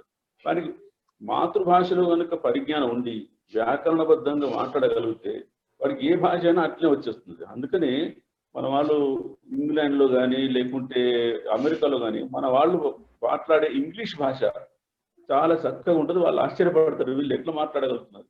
దానికి కారణం ఏంటంటే మనకు తెలుగులో మనకు వచ్చిన వ్యాకరణము, ఆ వ్యాకరణబద్ధంగా దాంట్లో కర్త కర్మ క్రియ ఇవన్నీ వాటిని పొందుపరుస్తూ మనం మాట్లాడేసరికి ఆ భాష యొక్క గొప్పతనం అక్కడ బయటపడుతుంది. దాన్ని కొంచెం మనం పక్కన పెట్టినాం. ఒక స్టేజ్లో కొద్ది గ్రామర్ నేర్పించుకున్నామంటే అది జీవితాంతం ఏ భాష నేర్చుకోవడానికైనా పనికొస్తుంది. ఈ మధ్యన కొంచెం జరిగిన సూపరిణాలు ఏంటంటే మన నూతన విద్యా విధానంలో భారతదేశం రూపొందించిన వారిలో ప్రభుత్వం రూపొందించిన దాంట్లో మాతృభాషలకు 1 నుంచి 5వ తరగతి వరకు విద్య మాతృభాషలోనే విద్యా విధానం అన్నది చాలా ముఖ్యమైనది. దానివల్ల మనకి బయట జాడ్యం చాలా వరకు వదిలిపోతుంది. ఇంకోటి అంతర్జాతీయం కూడా తెలుగు ఈ మధ్యన అమెరికాలో ఎలక్షన్ జరుగుతున్నాయి. అమెరికాలో బ్యాలెట్ తెలుగు భాషలో ముద్రిస్తున్నట్టు మనకు తెలుగు భాషకు ఉన్న ప్రాముఖ్యం అక్కడ గుర్తించినారు. అదే మన తెలుగు రాష్ట్రాల్లో ఇందాక రమణాచార్య గారు చెప్తున్నట్టుగా కాబట్టి నేను వెనుక ముందు ఆలోచన కూడా చెప్పవచ్చు. అది ఎందుకంటే ఒక దురదృష్టవశాత్తు భాష అభివృద్ధి పట్ల ఏమాత్రం శ్రద్ధ కానీ ఈ కొంచెం పట్టుదల పక్కకు పెట్టండి కలిగి శ్రద్ధ కూడా లేదు. అది కానీ లేకుండా కొన్ని టెక్స్ట్ బుక్స్ ఈ మధ్యన పిల్లలకు చేసినారు. ఉన్న భాషా జ్ఞానం కూడా మర్చిపోయేటట్టు అంత ఒక స్థాయి లేని పుస్తకాల ముద్రణ జరుగుతుంది. అది ఎన్నిటినీ పక్కకు పెట్టాలంటే మన భాషావేత్తలు శాస్త్రజ్ఞులు భాషా శాస్త్రజ్ఞులు చాలా మంది దీంట్లో పాల్గొంటున్నారు. అది ఈ 3 రోజుల కార్యక్రమంలో చాలా విషయాలన్నీ కూడా కూలంకషంగా చర్చించి, ఎందుకంటే ఇది ఒక మనకు నినాదరణకు గురైంది. అది ఇంతమంది మేధావులు కనుక ఆలోచించి కొంచెం దీన్ని ఏం చేయాలంటే చక్కగా ముందు నడిపించుకోవచ్చు. అది ఈ రోజుల్లో మాధ్యమాలు బాగా విస్తరించిన రోజుల్లో ఏదైనా ఒక మంచి విషయాన్ని వ్యాప్తింపజేయడం అన్నది పెద్ద పని కాదు. కాకపోతే పట్టుదల ఉండాలి. ఈ విషయంలో మన రాష్ట్రేతర తెలుగు సమాఖ్య వాళ్ళు చేసిన సలిపే కృషి అంటే నేను అతిశయోక్తి చెప్తలేనది. మీరు చేసే పని రాష్ట్రం లోపల ఉండే వాళ్ళకంటే కూడా చాలా చాలా ఎక్కువ. అది ఇక్కడ రాష్ట్రం లోపల ఉన్న వాళ్ళు తలదించుకోవాలి కొంతమంది. ఎందుకంటే ఎప్పటికీ ఒక ఎంత దూరం వచ్చిందంటే తెలుగు టీచర్లు ఉంటారు, అది వాళ్ళ పిల్లల్ని ఇంగ్లీష్ మీడియంలో వేస్తారు. అది సరే ఇంగ్లీష్ మీడియంలో వెయ్యి పర్వాలేదు, ఇబ్బంది ఏం లేదు. ఏదో ముందు ముందు భవిష్యత్తు గురించి. కానీ కనీసం తెలుగు భాష పరిజ్ఞానం, ఇంకా నలుగురు తెలుగు వాళ్ళు కలిసినప్పుడు చక్కటి భాషతోనే ఒక వ్యాకరణబద్ధంగా ఒక మంచి విషయాన్ని చర్చించుకుంటే అదే ఔన్నత్యం. లేకుంటే వెనుకటి పూర్వకాలంలో ఒక మంచి పేరొందిన వాళ్ళందరూ కూడా ఆస్తులు పదవుల గురించి కాదు, భాషలో పట్టు. ఆయన మాట్లాడితే సరస్వతి మన సాక్షాత్కారంగా ఉంటుంది అనుకునే వాళ్ళం. దాంట్లోనే ఉంది గర్వం, జీవితంలో సార్థకత. అంతేకాని మనం భాషను పక్కకు పెట్టి వ్యాపారస్తులుగా ఏమి చేసినంత మాత్రాన అది మనకు జరగదు. ఈ విషయంలో మన సమాఖ్య వారు చేస్తున్న కృషిని నేను అభినందిస్తూ, నాకు ఈ అవకాశం మీరు ఇచ్చినందుకు మీ అందరికీ మరీ మరీ కృతజ్ఞతలు తెలుపుతూ, ఈ 3 రోజుల కార్యక్రమంలో చక్కటి ఒక తీర్మానాలు జరుగుతూ ముందు కార్యప్రణాళికను తయారు చేసి దాన్ని కేవలం రాష్ట్రేతర ప్రాంతాలకే కాకుండా ఈ తెలుగు రాష్ట్రాల లోపల కూడా దాన్ని అమలుపరిచే విధంగా ఉండాలని ఆశిస్తూ అందరికీ నాకు మరోసారి నమస్కరిస్తూ సెలవు తీసుకుంటాను. నమస్కారం. ధన్యవాదాలండి ఎల్ నరసింహారెడ్డి గారు. నమస్కారం అండి. నమస్కారం. తెలుగు భాషని, తెలుగు మాతృభాషని మనం 5వ తరగతి వరకు తప్పకుండా అందరూ చదవాలి అని చెప్పి మీరు చెప్పారు. దానివల్ల తెలుగు జాడ్యం, తెలుగు భాష పట్ల మీకున్న ఇష్టాన్ని, మీ తెలుగు భాష పట్ల మీ అభిమానాన్ని, మీరు మాకిస్తున్న స్ఫూర్తిని మేము ముందుకు తీసుకెళ్తాము. అదే విధంగా కేవలం చెప్పటమే కాకుండా ఈ సదస్సుని కేవలం నిర్వహించడమే కాకుండా ఈ సదస్సులో 100 మంది సంస్థలు పాల్గొంటున్నారు, 100 మంది టీచర్స్ పాల్గొంటున్నారు. అన్ని కూడా సమీకరించుకొని ఒక వేదికని కూడా మేము మీ అందరి ముందు ఉంచబోతున్నాము. మీ స్ఫూర్తి నిజంగా చాలా మెచ్చుకోదగ్గది, మాకు చాలా అవసరమైంది. అందుకు మీకు హృదయపూర్వక ధన్యవాదాలు తెలియజేసుకుంటున్నాము. నమస్కారం సార్. ఇప్పుడు మాన్య శ్రీ ఎస్ సురేష్ కుమార్ గారు, ప్రిన్సిపల్ కార్యదర్శి పశ్చిమ బెంగాల్, వారిని సాదరంగా ఆహ్వానిస్తున్నాను. సురేష్ కుమార్ గారి గురించి చెప్పాలంటే వారికి తెలుగు భాష పట్ల ఎంతో అభిమానం, సంస్కృతి పట్ల ఎంతో అభిమానం. కొన్ని చెప్పాలంటే సురేష్ కుమార్ గారు ఒకసారి ఖరగ్పూర్ లో త్యాగరాజ ఉత్సవాలు జరుగుతున్నప్పుడు కేవలం 1 గంట కార్యక్రమమే అది. కానీ వారు 6 గంటలు అంటే మొత్తం కలిపి 12 గంటలు వారు ప్రయాణించి 1 గంట కార్యక్రమాన్ని వారు తిలకించడానికి వెళ్ళారు. వారి భాషాభిమానం ఏంటో మనం తెలుసుకోవచ్చు. అంతేకాకుండా పశ్చిమ బెంగాల్లో వారు నిరుద్యోగులకి స్టడీ సెంటర్లు ఏర్పాటు చేశారు. వారి శ్రీమతి కుట్టు మిషన్లు బహుకరించి కుట్టడం అలాంటివన్నీ కూడా అక్కడ స్త్రీలకి నేర్పించడం జరిగింది. తెలుగు వారి పట్ల వారికి ఉన్న అభిమానం ఎంతో కొనియాడదగినది. వారిని నేను సాదరంగా ఆహ్వానిస్తున్నాను. వారిని మాట్లాడి మాకు కొన్ని స్ఫూర్తిదాయకమైన విషయాలు పంచుకోవాల్సిందిగా కోరుతున్నాను. సురేష్ కుమార్ గారు అన్మ్యూట్ చేసుకోండి. సురేష్ కుమార్ గారు. నమస్కారం అండి, అందరికీ నమస్కారం. నన్ను ఈ రాచేస భాష సదస్సు తెలుగు నుడి జాతీయ చర్చ వేదికగా ముఖ్య కార్యదర్శిగా ఆహ్వానించబడినందుకు కృతజ్ఞత తెలియజేస్తున్నానండి. మన Shri doctor K V Ramanachari garu, justice retired Shri L Narasimha Reddy garu, Nandi వెలుగు ముక్తేశ్వరరావు గారికి, ముఖ్య అతిథులకి నా వందనాలు. రాచేస తెలుగు నుడి జాతీయ చర్చ వేదిక ఏర్పాటు చేసిన అందరికీ నా హృదయపూర్వక. ఇతర రాష్ట్రాల్లో ఉద్యోగ రీతి ఉండటం వలన మన పిల్లలు తెలుగు భాషకి దూరం అవుతున్నారండి. నా ఓన్ పర్సనల్ ఎక్స్పీరియన్స్. మా 2 పిల్లలు వాళ్ళు హిందీలోనే చదవాల్సి వచ్చింది. చివరికి వాళ్ళ సెకండ్ లాంగ్వేజ్ తెలుగులో మాట్లాడగలుగుతారు, కానీ వాళ్ళకి తెలుగు నుంచి కొంచెం దూరం అయిపోయారు. వాళ్ళకి అక్కడ ఈ స్కూల్లో సెకండ్ లాంగ్వేజ్ గా హిందీ లేక రాష్ట్ర భాష చదువుతున్నారు వాళ్ళు చాలా మటుకు. ఈ తరం పిల్లలు తెలుగు చదవటం, రాయటం నేర్చుకోబోతున్నారు. మనం ఇంట్లో తెలుగు భాషలో మాట్లాడటం అంతా అట్లీస్ట్ వాళ్ళకి వస్తున్నది. ఈ తెలుగు నుడిబడి కార్యక్రమం ద్వారా ఈ రాబోయే తరాల వారికి మన ముఖ్య భాష నేర్పడం చాలా ఆనందించదగ్గ విషయం. ఈ తరం పిల్లలు ముఖ్యంగా నేను చూస్తున్నది ఏంటంటే డిజిటల్ సాంకేతిక పరిజ్ఞానం వాడటం వలన వారికి పరిజ్ఞానం ద్వారా తెలుగు భాష నేర్పించగల అని నా మనవండి. తెలుగు భాషలో రాబోయే తరాలకు అందించలేని మహోన్నత లక్ష్యం చాలా హర్షణీయం. ఈ సదస్య ముఖ్య లక్ష్యం నిర్వహాలని కోరుకుంటూ అందరికీ నా నమస్కారం, ధన్యవాదాలు. ఇంకొక చిన్న మనవి ఉందండి. చాలా రాష్ట్రాల్లో లింగ్విస్టిక్ మైనారిటీస్ ఉన్న స్కూల్స్ ని వాళ్ళకి కాన్స్టిట్యూషనల్ ప్రొటెక్షన్ ఉన్నా కూడాను, ఆర్టికల్ 31 లో కాన్స్టిట్యూషనల్ ప్రొటెక్షన్ ఉన్నా కూడాను చాలా ఇబ్బందులు వాళ్ళు ఫేస్ అవుతున్నది.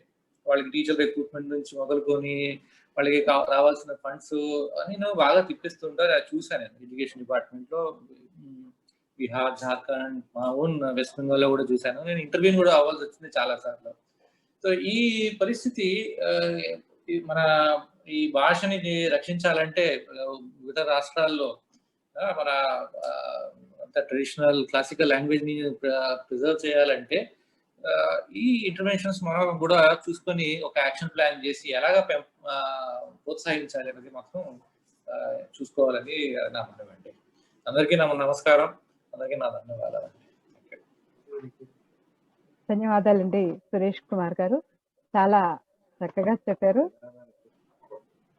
మీరు నిజంగా మీ వృత్తి పట్ల మీకున్న అంకిత భావం, తెలుగు భాష పట్ల మీకున్న విపరీతమైన ప్రేమ, అదంతా కూడా మాకు స్ఫూర్తిగా నిలిచాయి. అందుకు మీకు మరొకసారి అందరి తరఫున ధన్యవాదాలు తెలియజేసుకుంటున్నాను. భాషలు ఎలా దెబ్బతింటాయి? ఇప్పుడు జరుగుతున్న పరిణామాలు చూస్తే తెలుగు వాళ్ళు ఒక జాతిగా, ఒక భాషగా, ఒక వాంగ్మయంగా చాలా చాలా బాధాకరంగా ఉన్న పరిస్థితులు దాపురించాయి. అవేమిటో వివరించటం నా బాధ్యత అనుకుంటున్నా. ఏ భాష అయినా శక్తివంతంగా, జీవవంతంగా ఉండాలంటే అది ప్రజల మధ్య నిత్య వ్యవహారంలో జీవవంతంగా కలకలలాడుతూ ఉండాలి. ప్రజల నిరాదరణకి గురైన భాష మనజాలదు, బ్రతికి బట్ట కట్టలేదు. ఈ మాటలు అన్నది ఎవరో కాదండి, మాన్యశ్రీ శ్రీ నంది వెలుగు ముక్తేశ్వరరావు గారు, విశ్రాంత ఐఏఎస్ ఆఫీసర్ గారు. వారు తమ పుస్తకం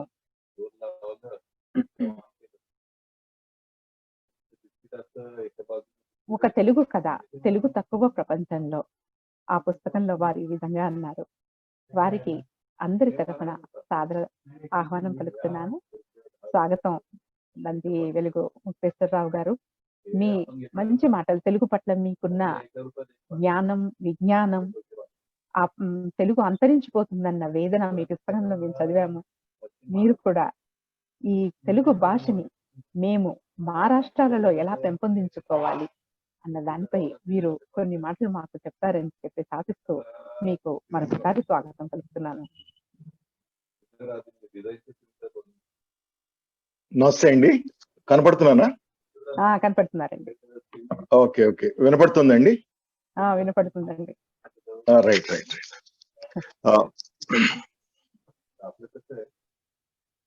రాష్ట్రేతర తెలుగు సంఘాల సమాఖ్య నిర్వహిస్తున్నటువంటి ఈ నుడి బడి సంబంధించినటువంటి మన నుడి మన బడికి సంబంధించిన ఈ సదస్సు విజయవంతం కావాలని చెప్పి ముందుగా అందరికీ శుభాభినందనలు తెలియజేస్తూ, దీంట్లో నేను ఈ కార్యక్రమంలో కొంచెము నాకు వ్యవధి దొరికింది కాబట్టి కొంచెం ఒక ఎంతసేపు వ్యవధి తీసుకోవచ్చండి?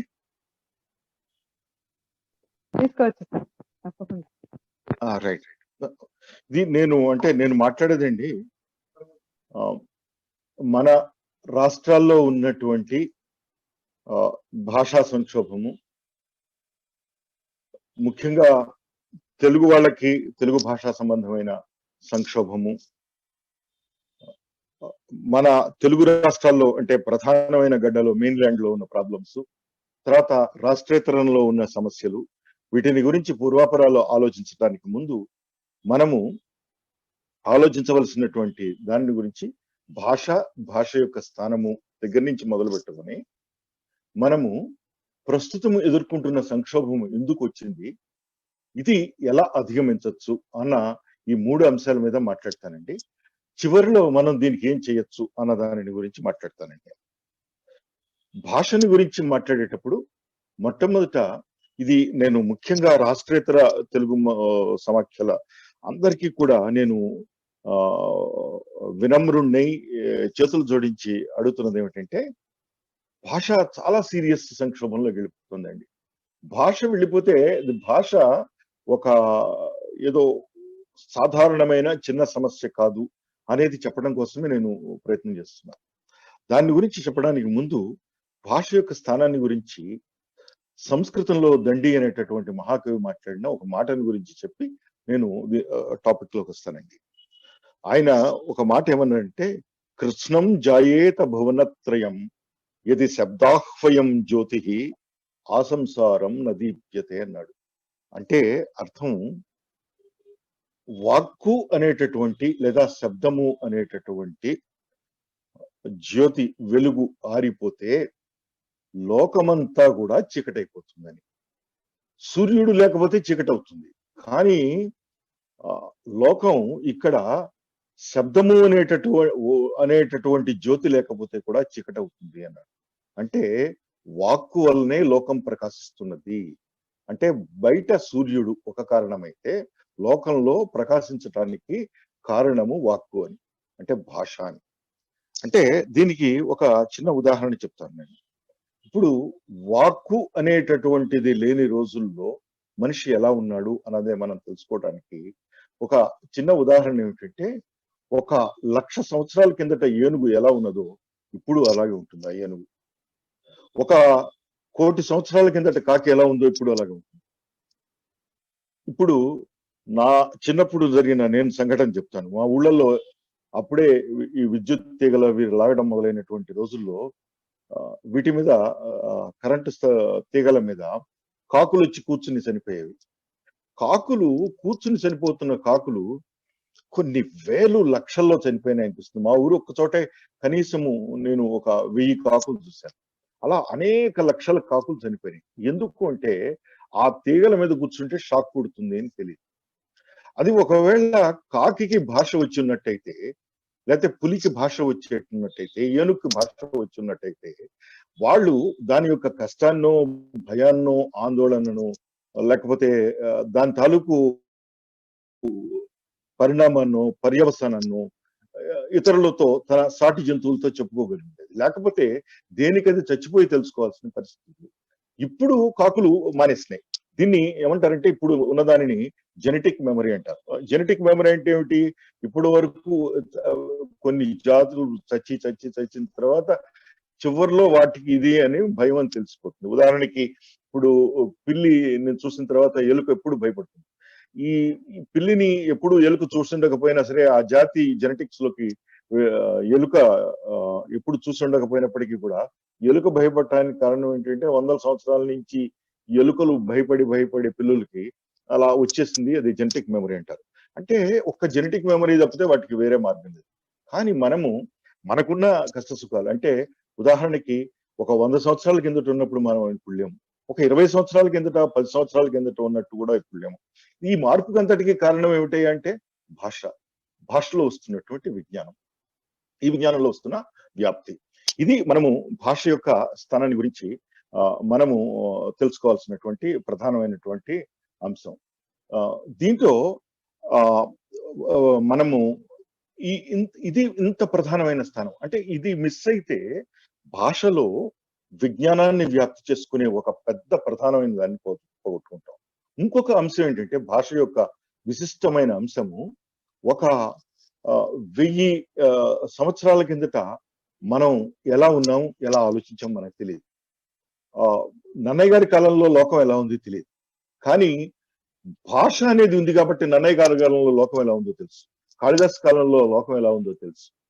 ఇలా ఒక 2000 సంవత్సరాల కిందట ఎలా ఉంది, 10,000 సంవత్సరాల కిందట ఎలా ఉన్నది కూడా మనకి తెలుసుకోవడానికి ఆధారభూతమైనటువంటి ఏకైక అంశము భాష. కాబట్టి ఆ భాష అన్నది ఒక సామాజికమైనటువంటి సమాజాన్ని కలిపి ఉంచేటటువంటి ఒక బంధము, ఒక విజ్ఞాన వాహకము, ఒక భావ ప్రసారణ సాధనము, అనేక రకాలుగా మనుషుల్ని మేల్కొల్పేది, మనుషుల భవిష్యత్తును తీర్చిదిద్దేది, దీనంతటిని మించి మన పూర్వపు వైభవాన్ని, అనుభవాన్ని అన్నిటినీ కల్పించేది. అది నేను అన్నది. ఇప్పుడు మీరందరూ కూడా ఈ గడ్డ వదిలి వెళ్ళిపోయి ఆ గడ్డ మీద జీవిస్తున్నా, చాలా కాలంగా జీవిస్తున్నా కూడా మనకి మన ఒరిజినల్ గా మనం ఇక్కడి నుంచి తీసుకుని వెళ్ళినటువంటి భావాలు, మనం ఇక్కడి నుంచి నేర్చుకున్నటువంటి అంశాలు, మనం ఇక్కడి నుంచి నేర్చుకున్నటువంటి అనుభూతులు, ఇవన్నీ కూడా మనం అక్కడికి తీసుకుని వెళ్ళాము అనేది మనం ప్రధానంగా గుర్తుపెట్టుకోవాల్సిన అంశం ఉంది. అందువలన రాష్ట్రేతర తెలుగు సమాఖ్యకి ఒక ప్రధానమైన అంశం ఏంటంటే, మనము ఈ ఆ ప్రాంతంలో తెలుగుని, తెలుగు భాషని, తెలుగు సంస్కృతిని, భాషా సంస్కృతి కూడా అవిచ్ఛిన్నంగా ఉంటాయనేది మనం గుర్తుపెట్టుకోవాల్సినటువంటి అవసరం ఉంది. కానీ మన రాష్ట్రం దగ్గరికి వచ్చేటప్పటికి, ముఖ్యంగా తెలుగు రాష్ట్రాల దగ్గరికి వచ్చేటప్పటికి భాష చాలా చివరి స్థాయి ప్రయారిటీ అండి. ఎవరికైనా ముఖ్యంగా ఐఏఎస్ వాళ్ళలో కానీ, లేకపోతే ముఖ్యంగా ఈ రాష్ట్రాల్లో, దక్షిణ రాష్ట్రాల ఎక్స్పీరియన్స్ గురించి నేను విభిన్నంగా ఉన్నట్టు నేను విన్నా. కానీ మన రాష్ట్రానికి సంబంధించినంత వరకు, మన తెలుగు రాష్ట్రాల్లో ఏమవుతుందంటే, కార్యదర్శిగా పోస్ట్ చేస్తేనో, లేకపోతే డైరెక్టర్ గా పోస్ట్ చేస్తేనో, లేదా ఇతర రూపంలో ఇంకా హెచ్ఓడీలుగా పోస్ట్ చేస్తేనో, లాంగ్వేజ్ అండ్ కల్చర్ డిపార్ట్మెంట్స్ కి ఆల్మోస్ట్ తీసుకునే వాళ్ళు లేరు. ఇంకొక విశేషం చెప్తాను. మినిస్టర్ గా కూడా కల్చర్ ఆర్ ఎడ్యుకేషన్ మినిస్టర్ అయ్యారంటే అదొక హ్యూమిలియేషన్ గా, అదొక అవమానంగా భావించేటటువంటి సందర్భం ఉంది. అంటే నిజానికి చాలా దేశాల్లో దీనికి కాంట్రాస్ట్ చెప్తాను. ఏ దేశాలు అభివృద్ధి చెందినాయో, ఏ దేశాల్లో ఎక్కువ మంది నోబెల్ లారెట్స్ వచ్చారో, ఏ దేశాల్లో కామన్ మ్యాగ్సెస్ అవార్డులు వచ్చినాయో, ఆ దేశాలు, మనకన్నా అతి చిన్న దేశాలు, జపాన్ లాంటి దేశాల్లో కూడా అక్కడ కల్చర్ కి ప్రాధాన్యత ఉంటుంది. కల్చర్ మినిస్టర్ కి చాలా ప్రాధాన్యత ఉంటుంది. కల్చరు, ఎడ్యుకేషన్ ప్రధానం, డిఫెన్స్ ప్రధానం కాదు, పోలీస్ ప్రధానం కాదు. ఎందుకంటే పోలీసు, డిఫెన్స్ వీళ్ళందరూ కూడా ఒక స్థాయి తర్వాత పర్యవసానాలని ఎదుర్కోవడానికి మాత్రమే, సమాజంలో వచ్చేటటువంటి రిఫ్లెక్షన్స్ ఆర్ రిజల్ట్స్ ని హ్యాండిల్ చేయడానికి మాత్రమే పనికొస్తారు. కానీ అసలు సమాజమే ఎలా నిర్మించబడాలి అన్న దాంట్లో భాషా సంస్కృతులు తోడ్పడతాయి, విద్యారంగం తోడ్పడుతుంది, సాంస్కృతిక రంగం తోడ్పడుతుంది. ఇది మనం పూర్తిగా గుర్తుంచుకోవాల్సినటువంటి స్పష్టత. ఈ స్పష్టత లేకపోతే మాత్రం మనకి సమస్య చాలా ఎక్కువగా ఉంటుంది అనేది నేను చెప్పాలనుకున్నది. మనం మాట్లాడేటప్పుడు కూడా, మన మిత్రులతో కూడా మనం మాట్లాడుతున్న సందర్భంలో మనకి తరచూ ఏమొస్తుందంటే, భాషను గురించి మాట్లాడుతున్నప్పుడు దేని గురించి మాట్లాడుతున్నాము అన్న దాని మీద ఒకటి టాపిక్, అంటే వాళ్ళకు తోచింది వాళ్ళు చెప్తారు. భాషను గురించి ఇంప్రెషన్స్ చెప్తారు. భాషని గురించి శాస్త్రీయంగా చదివి లేదా తెలుసుకుని, భాషకి సమాజానికి ఉన్న సంబంధం, భాషకి చరిత్రకి ఉన్న సంబంధం, భాషకి సంస్కృతికి ఉన్న సంబంధము, వీటన్నిటిని ఏది ఆలోచించుకోకుండా మనకు బుద్ధికి తోచిన ఏదో ఒక ఇంప్రెషన్ చెప్పడం అనేది ఈ మధ్యకాలంలో చాలా సందర్భాల్లో పెరుగుతున్నది. ఇప్పుడు నాకు ముందు మాట్లాడినటువంటి పెద్దలు రమణాచారి గారు, నా సీనియర్ సహచరులు, అలాగే హైకోర్టు ప్రధాన న్యాయమూర్తి శ్రీ నరసింహారెడ్డి గారు, వీరు మాట్లాడిన దాంట్లో కూడా ఆవేదన వ్యక్తం అవుతుంది. అంటే చాలా సందర్భాల్లో మనకి జనము, అంటే ముఖ్యంగా దీంట్లో 2 రకాలు ఉన్నారు. ఒకటి సాధారణమైన ప్రజలు మాట్లాడటం, రెండోది సమాజంలో ఒపీనియన్ బిల్డింగ్ చేసేటటువంటి వాళ్ళు మాట్లాడటం. అంటే ఎవరు సమాజంలో అభిప్రాయాన్ని ప్రజల మధ్య నిర్మిస్తారో, లేదా అభిప్రాయాల్ని కూడగడతారో, వాళ్ళు నాయకులు, ఉపాధ్యాయులు మొదలైన వర్గాల వాళ్ళు. వాళ్ళందరికీ దీని పట్ల సరైన వైఖరి అంటే భాషని గురించి సమాజము సంస్కృతికి సంబంధం ఉన్న ఆ సంబంధాన్ని గుర్తుపెట్టుకోకపోవడం వల్ల సమస్యలు వస్తాయి అనేది నేను చెప్పాలనుకుంటున్నాను. ఒక పెద్ద దురదృష్టం ఏంటంటే ముఖ్యంగా తెలుగుని గురించి మాట్లాడినప్పుడు 2 రాష్ట్రాల్లోనూ బయట రాష్ట్రాల్లో కూడా నేను విన్నది కర్ణాకర్ణిగా విన్నది ముగ్గురికి సంబంధించిన విషయం అనుకుంటారు. ఒకటి భాషాభిమానులకు సంబంధించింది, రెండోది ఏదో కొంతమంది భాషావేత్తలకు సంబంధించిన విషయంగా భావిస్తారు, మూడోది భాషని లైవ్లీహుడ్ గా జీవికగా పెట్టుకుని జీవనోపాధిగా పెట్టుకున్న వాళ్ళు, అంటే ఉపాధ్యాయులు కావచ్చు, లేకపోతే తెలుగు మాస్టర్లు కావచ్చు. అలా ఇంకొక కేటగిరీ ఆఫ్ పీపుల్ కళాకారులు. వీళ్ళకి సంబంధించిన విషయము అని అనుకుంటారు భాషకి. మనకి ఎప్పుడైనా భాషను గురించి మాట్లాడుకుంటున్నాం అంటే వీళ్ళని గురించి మాత్రమే మాట్లాడతాం. కానీ అసలు ఎవరు మాట్లాడాలి భాషను గురించి అంటే నిజానికి అన్ని వర్గాల వాళ్ళు మాట్లాడాలి, న్యాయమూర్తులు మాట్లాడాలి, సామాజికవేత్తలు మాట్లాడాలి, నాయకులు మాట్లాడాలి, అధికారులు మాట్లాడాలి, సాధారణ విద్యావేత్తలు మాట్లాడాలి. అంటే మనం అకాడమిషియన్స్ అంటున్నాం కదా, ఒక్క అకాడమిషియన్ మాట్లాడరు, ఇంజనీర్లు మాట్లాడాలి, డాక్టర్లు మాట్లాడాలి. దీనికి సంబంధించింది అసలు ఎక్కడైనా భాషకు సంబంధించిన స్థానాన్ని గురించి మాట్లాడేటప్పుడు ఇది భాష సమాజానికి సంబంధించిన వస్తువు, ఇది సమాజానికి సంబంధించినటువంటి ఉమ్మడి ఆస్తి. ఉమ్మడి ఆస్తి మీద ఒకళ్ళు ఎలా మాట్లాడతారు, ఎవరో ఒకళ్ళు ఎలా నిర్ణయం తీసుకుంటారు అనేది ప్రధానమైన ఒక కామన్ సెన్స్ తో కూడినటువంటి ప్రశ్న. ఒక ఉమ్మడి ఆస్తి మీద అందరూ కలిపి ఒక ఇంటి మీద అందరూ చేయవలసిన నిర్ణయాన్ని ఒకళ్ళు చేయడం అనేది పూర్తిగా అధర్మం. ఇప్పుడు జరుగుతున్నది, వర్తమానంలో నడుస్తున్నది 2 దురభిప్రాయాలు. ఒకటి, ఇది కొద్ది మందికి అంటే భాషావేత్తలు మొదలైన వాళ్ళకి, భాషాభిమానులకి కొంతమందికి అపెచ్చ ఉంది, రసపెచ్చ ఉంది అట్లా అని అది ఒక కేటగిరీ. అంటే ఒక రకంగా చెప్పాలంటే తక్కిన వాళ్ళని చాలా తక్కువగా ఖండించి అవతల మరేయటం. రెండోది, భాషని ఏదో జీవితంగా పెట్టుకున్నారు కాబట్టి అలా చేస్తున్నారని ఇలా మాట్లాడే వాళ్ళే తప్పితే దీనిని సీరియస్ గా తీసుకునేటటువంటి వాళ్ళు తగ్గిపోయారు అనేది పాయింట్. మన నుడి మన బడి అన్నారు కాబట్టి దీంట్లో మనకి వచ్చినటువంటి ప్రధానమైనటువంటి విషయాల గురించి నేను చెప్పాలనుకుంటున్నా. ఫస్ట్ బడిని గురించి మాట్లాడుతున్నాము అంటే మన నుడి మన బడిలో మాతృభాషలో విద్యా విధానాన్ని గురించి మాట్లాడుతున్నాం అంటే ఏం మాట్లాడుతున్నాము అని అర్థం. ఏం మాట్లాడుతున్నామంటే, ఒకటి, విద్యా విజ్ఞానాలు పిల్లలకి మన మాతృభాషలో ఉండాలా లేదా పరాయి భాషలో ఉండాలా అన్నది స్పష్టత తెచ్చుకోవాల్సిన అవసరం ఉంది. అంటే విద్యా విజ్ఞానాలు ఏ సమాజంలో అయినా సజావుగా, సక్రమంగా, సరళంగా, సులభంగా, ఇంకా చెప్పాలి అంటే మనం చెప్తున్నది చెప్తున్నట్టుగా అవతల వాళ్ళు స్వీకరించాలి అంటే తప్పకుండా బడిలో మాతృభాషలోనే విద్యా విధానం ఉండాలి. ఎందుకు అనేది కూడా నేను విత్ ఎవిడెన్స్ నేను తర్వాత మాట్లాడబోతున్నా. రెండోది ఎక్కడ ఉంటుంది అంటే భాష పాలనలో ఉంటుంది. అఫ్ కోర్స్ ఇది నేను చెప్పే పాయింట్ బయట వాళ్ళకు వర్తించదు. దీని మీద కానీ లేకపోతే ఈ చదువు సంధ్యల్లో కానీ నేను చేసిన ఎక్స్పెరిమెంట్స్ ని కూడా మధ్యలో పేర్కొంటాను. మూడోది గృహ భాష, అంటే మనం ఇంట్లో మాట్లాడుకునేది అనమాట. మన ఇంట్లో మన కుటుంబ సభ్యులు, మన బంధుమిత్రులతో మాట్లాడుకునేది.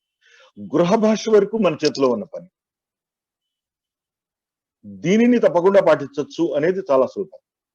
అంటే మన బంధుమిత్రులు అందరితో మాట్లాడుకుంటున్నప్పుడు, పరాయి ప్రాంతంలో ఉన్నప్పుడు ఏమవుతుందంటే, దీన్ని టెక్నికల్ గా ఎన్ఈపి వారు ఏం చెప్పారంటే నేషనల్ ఎడ్యుకేషన్ పాలసీ, జాతీయ విద్యా విధానంలో వాళ్ళు ఏం చెప్పారంటే 2 ఉంటాయన్నారు. ఒకటి హోమ్ లాంగ్వేజ్, రెండోది local language or regional language. ఉదాహరణకి ఖరగపూర్ వాళ్ళు తీసుకుంటే, ఖరగపూర్ వాళ్ళకి హోమ్ లాంగ్వేజ్ మీకు తెలుగు అవుతుంది అక్కడ ఉన్న సుందరరావు గారికి, కానీ అక్కడ చుట్టూ ఉండేటటువంటి పరిసరాల్లో ఉండేదంతా కూడా బెంగాలీ అవుతుంది.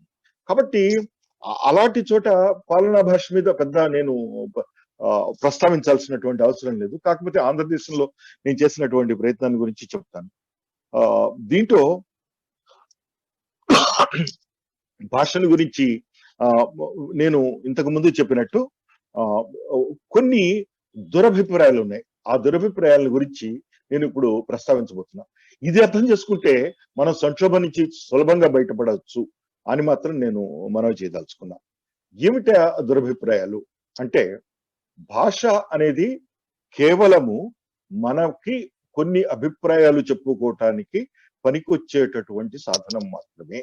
This is point number 1. ఇది కరెక్టా కాదంటే కరెక్ట్. ఎంతవరకు అంటే మన అభిప్రాయాలని ప్రకటించుకునే సాధనమే అది కరెక్ట్.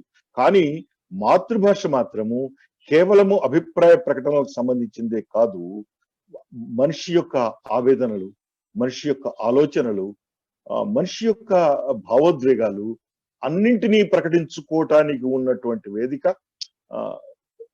అన్నిటికీ సంబంధించినటువంటి వేదిక మాతృభాష. అంటే సాధారణమైన భాష కేవలము కమ్యూనికేషన్ కోసం, భావ ప్రకటన కోసం, ఎక్స్ప్రెషన్ కోసం ఉపయోగపడే భాష ఒకటైతే, మన భావోద్వేగాల్ని, మన సాన్నిహిత్యాన్ని, మన గుండెకి దగ్గరగా ఉన్నటువంటి భాషని మాట్లాడేటటువంటిది మాతృభాష. ఈ రెండింటికి ఉన్న తేడాని మనం గమనించాలి. ఒక మనిషి యొక్క ఆరోగ్యం కానీ, ఒక మనిషి యొక్క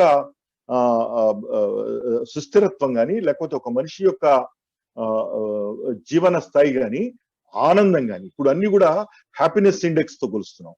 హ్యాపీనెస్ ఇండెక్స్ తో కొలిస్తే కూడా మనిషి ఎప్పుడు ఆనందంగా ఉంటాడు అంటే, తను తన సొంత భాషలో సహజంగా, స్వచ్ఛంగా, స్వేచ్ఛగా భావాల్ని వ్యక్తీకరించుకున్నప్పుడు మాత్రమే తను ఉంటాడు అనేది నేను చెప్పాలనుకున్నటువంటి మాట. కాబట్టి మాతృభాషని దయచేసి కేవలము భావ ప్రకటన సాధనంగా చూడొద్దు అనేది ఒకటి. 2, ఇది స్కూల్లో ఏదో భాషగా చెప్తున్నాం కదా అని ఇంకొకటి, అంటే ఒక సబ్జెక్ట్ గా చెప్తున్నాం కదా. ఒక సబ్జెక్ట్ గా చెప్పింది ఎక్కడా వచ్చినటువంటి దాఖలాలు లేవు. మీకు చిన్న ఉదాహరణ చెప్తాను. మాకిక్కడ ఆంధ్రప్రదేశ్ లో హిందీ 3వ భాష. దాన్ని హిందీని 6వ తరగతి నుంచి 10వ తరగతి వరకు నేను కూడా చదువుకున్నా. కానీ 10వ తరగతి వరకు చదువుకున్నటువంటి హిందీలో నాకు ఆల్మోస్ట్ వచ్చినటువంటి హిందీ ఏమి లేదు. నాకు ఆ సంవత్సరం 15 మార్కులే పాస్ మార్క్ అన్నారు. అందుకని ఎట్టవట్ట చావు తప్పి కన్ను లొట్టబోయి ఒడ్డును పడ్డా 17 మార్కులతో. హిందీ ఏమిటి వస్తుంది, ఎంత వస్తుంది అంటే, ఈవెన్ ఆ హిందీతో ఏమన్నా ఉపయోగం ఉందా అంటే, భాషని నేను సబ్జెక్ట్ గా పెట్టాను అనేది కరెక్ట్ కాదు. అలాగే ఇంగ్లీష్ సబ్జెక్ట్ గా పెడుతున్నారు చాలా చోట్ల. ఇంగ్లీష్ సబ్జెక్ట్ గా పెట్టిన వాళ్ళకి ఇంగ్లీష్ వస్తుందా? మీకు ఒక సర్ప్రైజింగ్ థింగ్ చెప్తాను. ఆంధ్రప్రదేశ్ లో ఉన్నటువంటి స్కూళ్లలో చాలా ఆశ్చర్యకరమైన విషయం. ఆంధ్రప్రదేశ్ లో ఉన్న స్కూళ్లలో ఇంగ్లీష్ మీడియం పిల్లలకి, తెలుగు మీడియం పిల్లలకి కూడా ఒకటే సబ్జెక్ట్ ఉంటుందండి. అంటే ఒకటే సిలబస్ ఉంది. ఒకటే సిలబస్ ఉన్నప్పుడు, ఒకటే క్వశ్చన్ పేపర్ ఉన్నప్పుడు తెలుగు మీడియం పిల్లలకి ఇంగ్లీష్ సబ్జెక్ట్ లో చాలా తక్కువ మార్కులు రావాలి, ఇంగ్లీష్ మీడియం పిల్లలకి కొంచెం ఎక్కువ మార్కులు రావాలి, కనపడాలి. కానీ 1% మించి లేదు. అది విచిత్రం. 1-2% మించి ఎక్కడ రాదు. కొన్ని సందర్భాల్లో అసలు రివర్స్ ఉన్నది. అంటే ఏమిటి దీని అర్థం? అంటే భాషగా నేర్చుకోవడం వల్ల భాషను బతికిస్తాం అనేది కరెక్ట్ కాదు. విద్యా విజ్ఞానాలు దేంట్లో మనం చెప్పుకుంటామో, దేంట్లో మనం నేర్చుకుంటామో అది మాత్రమే భాషని బతికించడానికి ఉపయోగపడుతుంది. అందువలన దీనిని మనం గుర్తుపెట్టుకోవాల్సింది, ఇక్కడ స్కూల్స్ లో ఒక భాషగా చెప్తున్నాము అన్నది అనుకోవటం కూడా తప్పు అనేది పాయింట్. రెండోది, ఈ మధ్యకాలంలో చర్చ ఏమిటంటే, కొన్ని వర్గాలకి తెలుగు అనుకూలంగా ఉంటుంది వస్తున్నది. అది చాలా అశాస్త్రీయమైనటువంటి భావన. తెలుగు వాళ్ళందరికీ కూడా తెలుగు అనుకూలంగా ఉంటుంది. నూరి నరసింహశాస్త్రి గారు 1953లో మద్రాసు రాష్ట్రం నుంచి మన రాష్ట్రం విడిపోయినప్పుడు ఒక అద్భుతమైనటువంటి ఆర్టికల్ రాశారు. ఆర్టికల్లో చివరిలో ఆయన ఏమన్నారంటే, నైనా సంస్కృతి దాదాపు అన్ని ప్రాంతాల్లో కొంచెం సమానంగానే ఉంటుంది. ఉదాహరణకి దక్షిణాదిలో కర్ణాటక, ఆంధ్రప్రదేశ్, తమిళనాడులో అన్ని చోట్ల ఒక పేరంటమో లేకపోతే ఇంకో పెళ్ళో లేకపోతే ఏదో జరిగితే వేడుకలు అయితే కొంచెం అక్కడ స్థానిక ఆచారాల్లో తేడా ఉంటుంది, కానీ దాదాపు ఒకటే పద్ధతులు ఉంటాయి. కానీ భాష ఒక్కటే మనకి వ్యక్తిత్వము, భాష ఒక్కటే మనకి మనని మనంగా తీర్చిదిద్దేది. కాబట్టి భాషని కాపాడుకోవాల్సినటువంటి అవసరం చాలా ఎక్కువ ఉన్నది అని చెప్పారు. మనం ఏర్పడిందే భాష మీద, భాష ప్రాతిపదిక మీద. మనం మానేసిందే భాషను గురించి. అది జరిగింది దీంట్లో ఉన్నటువంటి అంశం. ఇప్పుడు ప్రస్తుతము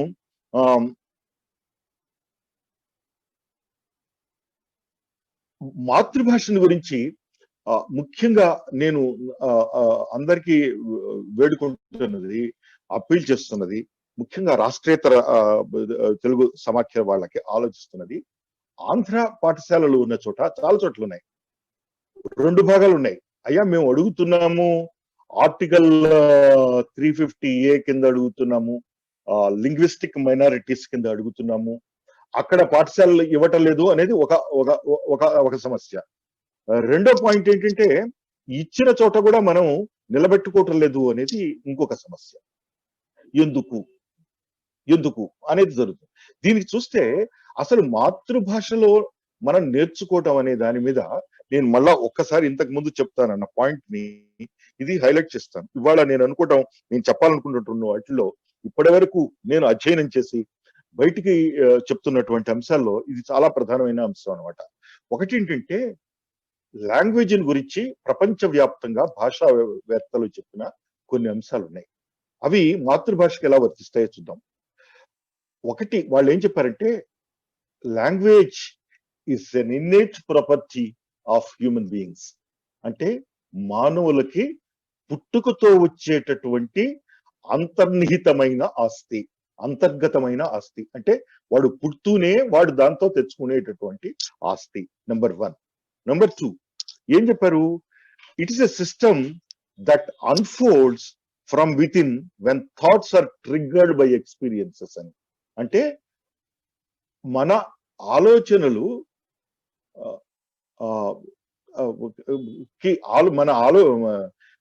మన అనుభవాలను మన ఆలోచనల్ని ట్రిగ్గర్ చేస్తే, అంటే మన అనుభవాలని వ్యక్తీకరించుకోవటానికి, పంచుకోవటానికి, లేకపోతే వ్యక్తం అవడానికి అవకాశాలున్న మన అనుభవాలకి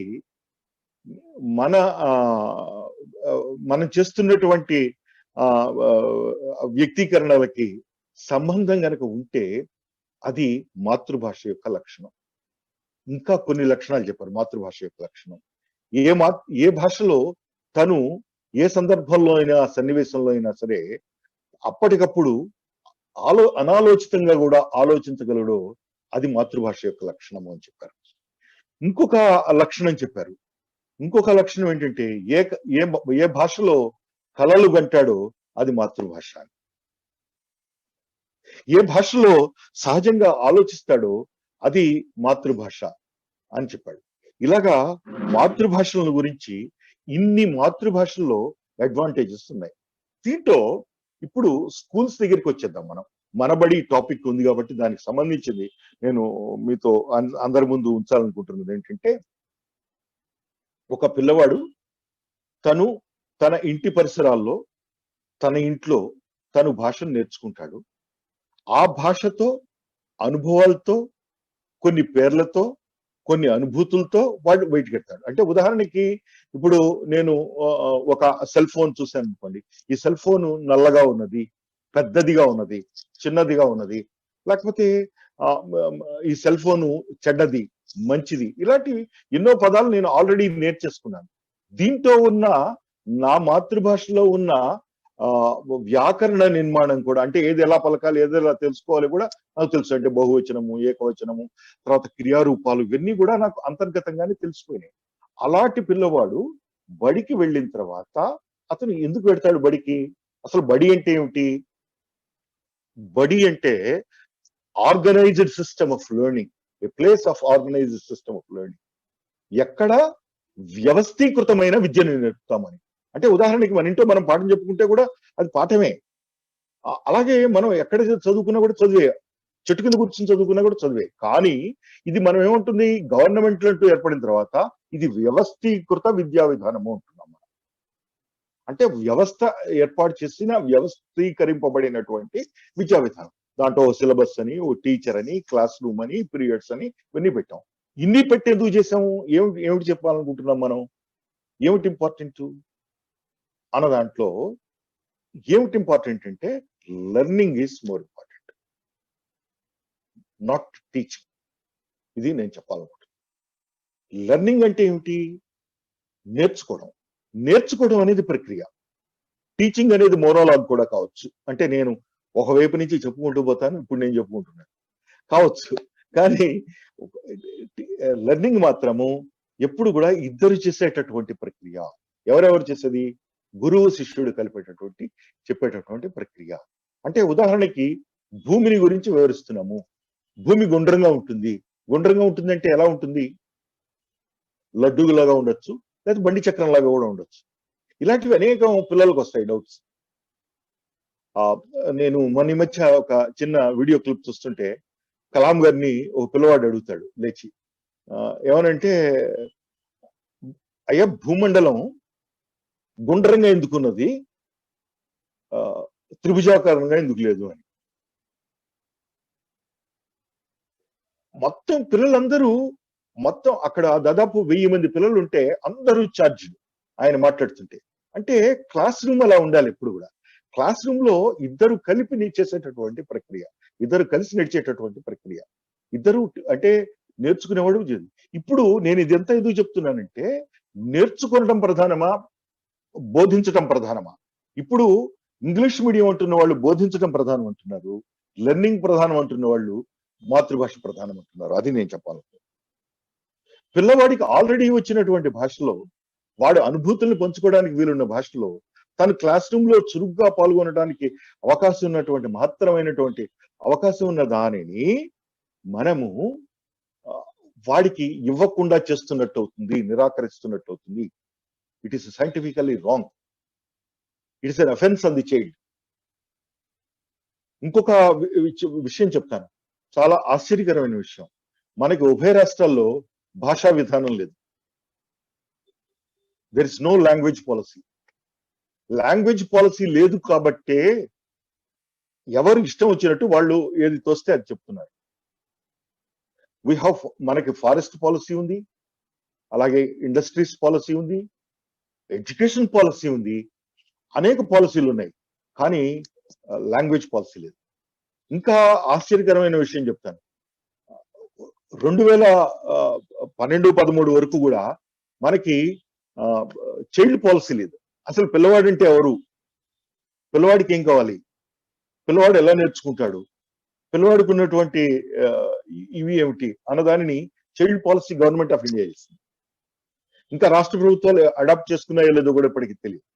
ఇవి కనుక జరుగుంటే మాత్రం ఇది జరగడానికి వీలేదు. అంటే నేను ఏమంటున్నానంటే, హృదయానికి దగ్గరగా ఉన్న, అనుభూతులు తెలిసిన, తను నేర్చుకోవడానికి సిద్ధంగా ఉన్నటువంటి అంశాన్ని పిల్లవాడికి ఇప్పుడు క్లాస్ రూమ్ లో మనం చేసే ఏకైక ప్రక్రియ ఏమంటాం? లెర్నింగ్. లెర్నింగ్ ద్వారా ఏమి ఇంప్రూవ్ అవుతుంది అంటే కాగ్నిషన్, అవగాహన అనుకున్నాం మన మామూలు వాటి. కాగ్నిషన్ పెంచడానికి ఉపయోగపడాలి. కాగ్నిషన్ పెంచడానికి ఏది ఉపయోగపడుతుంది కావాలంటే, ఇప్పుడు నేను చెప్తున్నది తప్పు అనుకుని మనకి దగ్గరలో ఉన్న ఏ భాష పిల్లవాడిని సరే, బెంగాలీ పిల్లవాడిని తీసుకోండి మీరు, ఖరగపూర్ వాళ్ళు, ఒడిశాలో ఒడియా భాష మాట్లాడేటువంటి పిల్లవాడిని తీసుకోండి.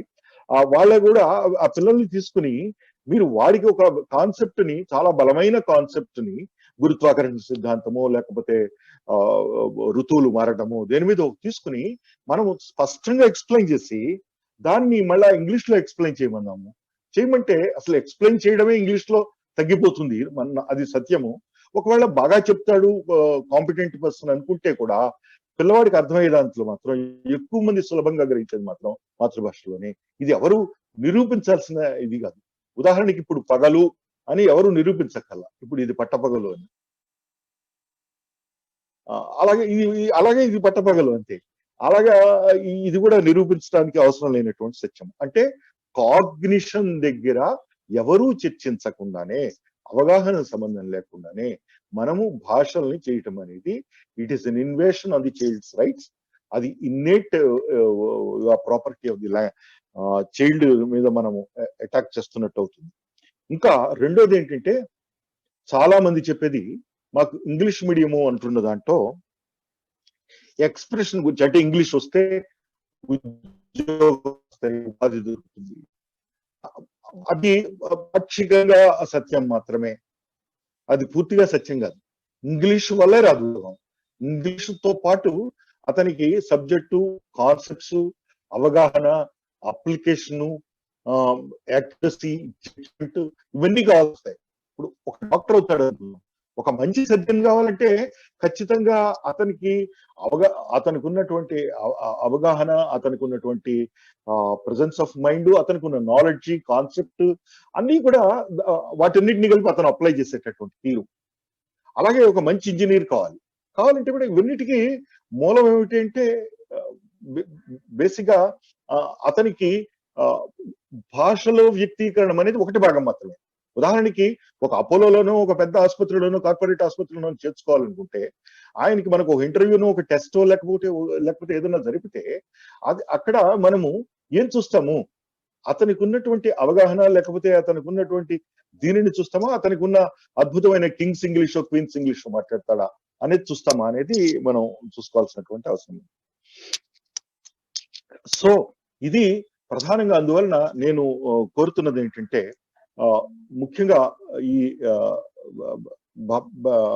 ఇతర రాష్ట్రాల్లో ఉన్నటువంటి రాష్ట్రేతర తెలుగు వారందరికీ కూడా నేను కోరుతున్నది, మళ్ళా మనము మన భాష, మన బడులలో మనం తెలుగులోనే చెప్పించుకోవడానికి ప్రయత్నం చేద్దాము. మనం తెలుగు వైపే వెళ్దాము. వెళ్ళి దానికి ఇంగ్లీష్ నేర్చుకోవడం ఎలా అన్న దాని మీద కూడా ఒక మాట చెప్పి నేను ఎన్ఈపిలోకి వెళ్తాను. నాకు సుందరరావు గారు మాట్లాడినప్పుడు ఎన్ఈపి మీద కూడా మాట్లాడమన్నారు. అయ్యా టైం ఉందా సుందరరావు గారు? ఉంది సార్, ఇంకో 5 నిమిషాలు. ఒక 5 నిమిషాలు మాట్లాడతాను. ఇప్పుడు నేను మాట్లాడుతున్నటువంటి ఇంగ్లీష్ గురించి కూడా ఒక మాట చెప్తానండి. ఇంగ్లీష్ గురించి ఏం చెప్తున్నానంటే, ఇంగ్లీష్ ఒక చిన్న ఎగ్జాంపుల్ చెప్పి నేను ఐ ట్రై టు కంక్లూడ్ అండి. ఆ మధ్య intermediate text books of Andhra Pradesh, అంటే అలాగే 10th class text books of Andhra Pradesh, ఒక ఆస్ట్రేలియన్ టీం, లింగ్విస్ట్ టీం వస్తే పుస్తకాలు ఇచ్చారు మన వాళ్ళు, ప్రజెంట్ చేశారు ఇఫ్లులో. ప్రజెంట్ చేస్తే ఆ పుస్తకాలు తీసుకుని చూశారు వాళ్ళు. చూసిన తర్వాత ఆ పుస్తకాల్ని చూసిన తర్వాత ఈ మొత్తం దాంట్లో ఏదో ఒక 5-6 పాఠాలు పొయిటరీ, 5-6 పాఠాలు ప్రోజు, ఏదో ఒక మోనోలాగు, లేకపోతే ఏదో వచ్చిన డ్రామా పీస్ ఏదో మొత్తం ఉన్నది. ఇవి పాఠాలు చూసి ఇవి ఎన్నాళ్ళు చెప్తారని అడిగారు. అంటే మేము 1 year చెప్తామని చెప్పారు. 1 year ఎందుకు అని అడిగారు వాళ్ళు. 1 year ఎందుకు ఇన్ని పాఠాలు చెప్పడానికి? ఒకటి. రెండోది, పోనీ చెప్పి అవుట్కమ్ ఏమిటి? మీ స్టూడెంట్కి ఏం తెలుస్తుంది? ఇప్పుడు మనకు అలాగే ఇంగ్లీష్ లో ఉన్న ప్రధానమైన సమస్య ఏమిటంటే, ఆ old pattern, Macaulay days pattern లో ఏమున్నదో ప్రోజు, పొయిటరీ పెట్టి వాళ్ళ క్లాసికల్ ఇంగ్లీష్ ని ఒక అద్భుతమైన క్లాసికల్ స్టడీస్ వాటిని ఇంట్రడ్యూస్ చేసి లాంగ్వేజ్ అండ్ కల్చర్ మీద ప్రీతి జనించేటట్టు మెకాలే ఏది ఒరిజినల్ గా ప్లాన్ చేసుకున్నాడో దాన్ని మనం కంటిన్యూ చేస్తున్నాం. నిజానికి మనము మన దగ్గరికి వచ్చేటప్పటికి ఇంగ్లీష్ లో కావాల్సింది ఫంక్షనల్ ఇంగ్లీష్ కావాలి, డిస్కోర్స్ ఇంగ్లీష్ కావాలి. ఫంక్షనల్ ఇంగ్లీష్ అంటే ఏమిటి? మనం మాట్లాడుకోవడానికి, వ్యవహరించుకోవడానికి, ఎక్కడికి వెళ్ళినా మనని మనము ఇంగ్లీష్ లో మాట్లాడుకోవడానికి, లేకపోతే ఇంగ్లీష్ లో వ్యవహార జ్ఞానం రూపొందించడానికి కావాల్సిన ఇంగ్లీష్ కావాలి. అది నేర్చుకోకుండా మనము మిల్టన్ ప్యారడైజ్ లాస్ట్, లేకపోతే కిడ్స్ ఇంకొక పీస్, అలాగే TS Elliot the waste land, వీటిని గురించి చెప్తున్నాం. ఏమిటి అసలు ఇది? అంటే ఇంగ్లీష్ ని నేర్పడం అనేది అసలు బేసిక్ ఫెయిల్యూర్. ఇంగ్లీష్ నేర్పడానికి మన స్కూల్స్ లో కూడా ఇంగ్లీష్ ని functional English and communicational English పెంచి ఇంగ్లీష్ టీచర్స్ కి గనక రీఓరియంట్ చేసుకుని చేస్తే డిస్కోర్స్ మెథడ్స్ లో, అంటే ఒక వ్యాసం ఎలా రాయాలి, ఒక లెటర్ ఎలా రాయాలి, లేకపోతే ఒక డ్రాఫ్ట్ ఎలా రాయాలి, లేకపోతే ఒక నివేదన ఎలా పంపాలి, ఒక పిటిషన్ ఎలా పంపాలి, లేకపోతే ఒక దాన్ని ఏమంటారు, ఒక క్యారికేచర్ ఎలా రాయాలి, ఒక ఎలిజీ ఎలా రాయాలి, లేకపోతే ఒక సిచ్యువేషన్ తీసుకుని సిచ్యువేషన్ ఎలా ఎక్స్ప్లెయిన్ చేయాలి, ఇవన్నీ డిస్కోర్సెస్ అంటారు. డిస్కోర్సెస్ నేర్పాలి భాషలో, ముఖ్యంగా ఫారిన్ లాంగ్వేజ్ లో డిస్కోర్సెస్ నేర్పాలి. అంటే ఫర్ ఎగ్జాంపుల్, నేను ఊళ్ళో లేనండి, మీరు వచ్చారు, నేను చాలా బాధపడుతున్నాను, ఇట్లాంటి 4-5 మాటలు చెప్పమంటే కూడా చాలా కష్టపడేటటువంటి వాళ్ళు ఉన్నారు ఇంగ్లీష్ లో, దాదాపు చాలా కాలం చదివిన తర్వాత కూడా. ఇది ఎందుకు చెప్తున్నానంటే, ఇంగ్లీష్ ని సబ్జెక్ట్ గా నేర్పకపోవటం వల్ల వచ్చినటువంటి ఇది, ఆ హ్యాండిక్యాప్ ఇంగ్లీష్ డిపార్ట్మెంట్స్ బలహీనపడటం వల్ల జరిగినటువంటి లోపము. Instead of strength the English departments, మనము మాతృభాషల్ని తీసేసి మీడియం ద్వారా పెడదామని అనుకుంటున్నాము. మీడియం ద్వారా ఉద్ధరించేది ఏమీ లేదు. మీడియం ద్వారా English medium is the route to learn language అని ప్రపంచవ్యాప్తంగా ఉన్న ఏ భాషావేత్తనైనా అడిగి చూడండి, ఇది తప్పు అని చెప్తారు. ఇంగ్లీష్ మీడియం ద్వారా లేదా అసలు ఏ భాష మీడియం ద్వారా అయినా, ఉదాహరణకి నేను ఇప్పుడు ఉదాహరణకి మన సురేష్ కుమార్ గారు ఉన్నారు, వారు ఇక్కడ పుట్టి పెరిగిన వారు, అక్కడికి వెళ్ళారు. ఇప్పుడు బెంగాలీలో ఉన్న కరస్పాండెన్స్ చదవగలరు, చూడగలరు, మాట్లాడగలరు, నేర్చుకోగలరు. ఇక్కడి నుంచి వెళ్ళిన శ్రీకాకుళం నుంచి వెళ్ళిన ఒక కూటి కోసం వెళ్ళినటువంటి ఒక సాధారణమైన వ్యక్తి ఒక 2-3 నెలల్లో అక్కడున్న వర్కింగ్ బెంగాలీని మాట్లాడి బతకగలరు అక్కడ. అంటే భాష నేర్చుకోవడం అనేది it's more of a skill. It's more of a skill like driving or cooking, అట్లాంటివి అన్నమాట. అది చాలా సింపుల్. ముఖ్యంగా ఫంక్షనల్ లాంగ్వేజ్, ముఖ్యంగా foreign language is for a particular purpose. ఆ పర్పస్ ఏమిటి అనేది డిఫైన్ చేసుకుని దానికి అనుగుణంగా నేర్పాలి. అందుకనే ముఖ్యంగా జపాన్ లాంటి చోట వాళ్ళు పీజీ చేసిన తర్వాత, డిగ్రీ చేసిన తర్వాత కూడా ఒక ఇది ఉంటుంది. అక్కడ మొత్తం జాపనీస్ లో ఉంటాయి. ఉండి చివరిలో బ్రిడ్జ్ కోర్సులు ఉంటాయి, 2 months మాత్రం. అది కూడా స్టేట్స్ అవి మొదలైన దేశాలకు వెళ్ళాలనుకుంటే బ్రిడ్జ్ కోర్సెస్ పెడతారు. ఆ 2-3 months లో బ్రిడ్జ్ కోర్సులో అంటే ఒక 90 రోజుల పాటు, ముష్టి 90 రోజుల పాటు చేస్తే వాడు టేక్ ఆఫ్ అక్కడి నుంచి వెళ్ళిపోయి ఇతర దేశాల్లోకి వెళ్ళిపోయి అక్కడ చాలా అద్భుతంగా చేసి చాలా అద్భుతమైన ప్రగతిని సాధించి వాళ్ళు ఇండస్ట్రీస్ లో కానీ టెక్నాలజీలో కానీ లీడర్స్ గా వస్తున్నారు. Not as employees, they are employees, they are team leaders. అలా సక్సెస్ అవుతున్నారు అనేక ప్రాంతాల నుంచి. ఈవెన్ జర్మనీ, ఈవెన్ ఫ్రాన్స్, ఇవన్నీ కూడా మంచి ఎగ్జాంపుల్స్. అందువలన దీనిని నేను ఏమంటున్నానంటే, దీనికి డిస్కోర్స్ మెథడ్ ని నేను నల్గొండలో ఉన్నప్పుడు ఒక 2 మండలాల్లో డాక్టర్ ఆనందన్ గారి సహకారంతో చేసి విజయవంతం అవటం జరిగింది. ఇది అందువలన మనం స్ట్రెంగ్తన్ చేయలేని ఇంగ్లీష్ డిపార్ట్మెంట్ కి పరిహారంగా మాతృభాషల్ని శిరశ్ఛేదం చేయడం అనేది తప్పు అనేది ఇప్పటి వరకు చెప్పిన తర్వాత ఎన్ఈపిని గురించి ఒక 2-3 మాటలు చెప్పేసి నేను ముగిస్తానండి. ఎన్ఈపి ఏం చెప్తుందంటే, ప్రధానంగా ఒకటి, ఇంతకుముందు పెద్దలు న్యాయమూర్తులు నరసింహారెడ్డి గారు చెప్పినట్టు 5 పాయింట్స్ చాలా ఇంపార్టెంట్ పాయింట్స్ చెప్పారు. అది నేను చెప్పేసేసి కంక్లూడ్ చేస్తానండి. రవీనా చవాన్ గారు, నేను ఒక 5 నిమిషాల్లో కంప్లీట్ చేస్తానండి దీంట్లో. ఇప్పుడు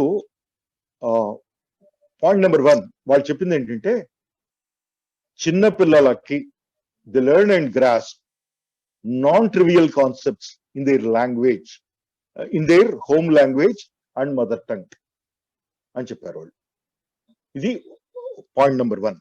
అంటే నాన్ ట్రివియల్ కాన్సెప్ట్స్ అంటే అర్థం ఏంటంటే, క్లిష్టమైన భావనలు కూడా, క్లిష్టమైన అంశాలని కూడా అతి సులభంగా యంగ్ చిల్డ్రన్ నేర్చుకుంటారు. ఇది మొత్తం ది కోర్ స్టేట్మెంట్ ఆఫ్ మన ఎన్ఈపి అండి, నేషనల్ ఎడ్యుకేషన్ పాలసీ. 2వ పాయింట్ ఏం చెప్పారంటే, 5వ తరగతి వరకు తప్పకుండా చేయాలి. ఆ తర్వాత 5వ తరగతి దాటిన తర్వాత దాంట్లో కూడా ఒక్క పాయింట్ చెప్తాను. 5వ తరగతి వరకు home language oblique regional mother tongue అని చెప్పారండి వాళ్ళు. అంటే ఏంటండి, 5వ తరగతి వరకు home language or mother tongue అంటే ఏమిటి అంటే, కొన్ని చోట్ల మదర్ టంగ్ హోమ్ లాంగ్వేజ్ ఒకటి అవుతుంది, కొన్ని చోట్ల మదర్ టంగ్ వేరు, హోమ్ లాంగ్వేజ్ వేరు. ఇప్పుడు ఉదాహరణకి ముఖ్యంగా నేను చెప్తున్నది మీకు ఎక్కువ వర్తిస్తుంది.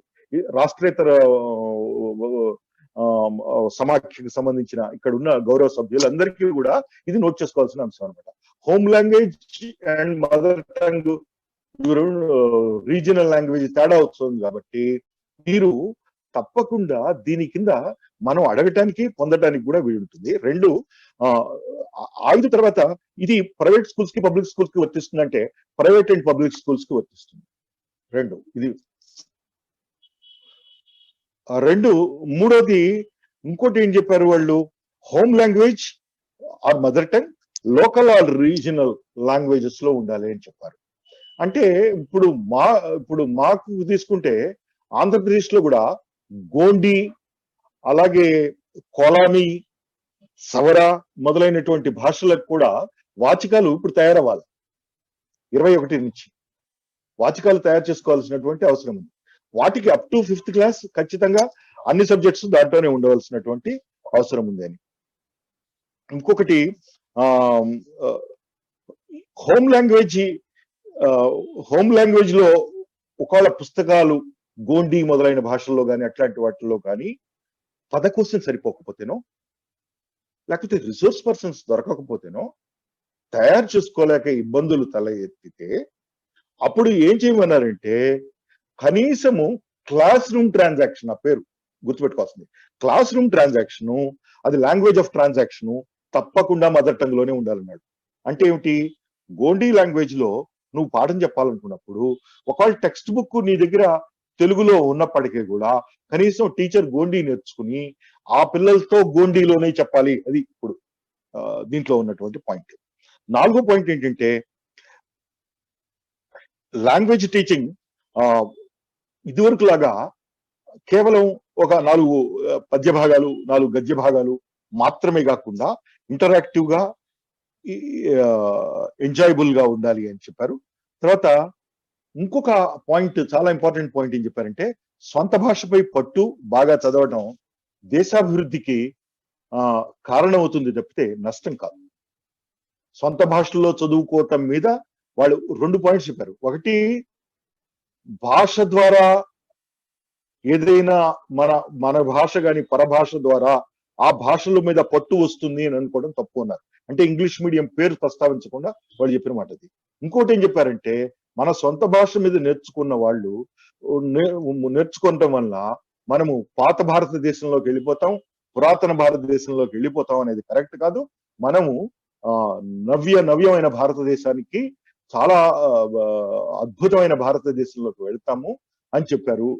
దీని గురించి అంటే వాళ్ళు ఏం చెప్పారంటే సొంత భాషపై పట్టు, బాగా చదవడం అనేది నేరము కాదు, ఘోరము కాదు, ఇన్ఫాక్ట్ దేశాభివృద్ధికి కారణమవుతుంది. This is also a statement from them అన్నమాట. This is approved copy of cabinet committee. ఇది నేను చెప్పాలనుకున్నటువంటి అంశాలు. ఆఖరిగా నేను కంక్లూడ్ చేయబోయే ముందు నేను 3-4 పాయింట్స్ చెప్పానండి. జనరల్ గా అందరూ మాట్లాడేటప్పుడు మనం చేసేది భాషోద్యమానికి సంబంధించిన వాళ్ళు, భాషాభిమానులు, భాషాహితైషులు అందరూ కలిపి చేసేటటువంటి పనులు 3 రకాలు ఉంటాయండి. ఏదో మన పాత 1905 రోజుల్లో నాడు బ్రిటిష్ ప్రభుత్వం నాడు జాతీయోద్యమం పుట్టి అప్పుడప్పుడే పెరుగుతున్న సందర్భంలో 3 పీస్ అని ఉండేవి.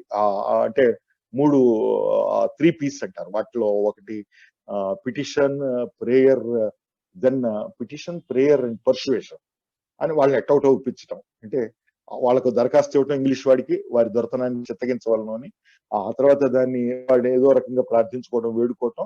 3వది పర్సువేషన్, నచ్చ చెప్పడం. ఇవి మాత్రమే ఉండేవి.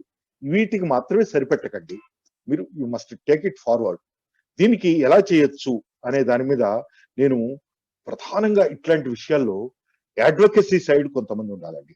అంటే ఒక ఉద్యమాన్ని నిర్మించేటప్పుడు దీన్ని మీద వాదించడానికి, తర్కించడానికి, తెలుసుకోవడానికి, హేతుబద్ధంగా ఉండటానికి పనిచేసేందుకు కొంతమంది కావాలి, అడ్వొకేసీ సైడ్.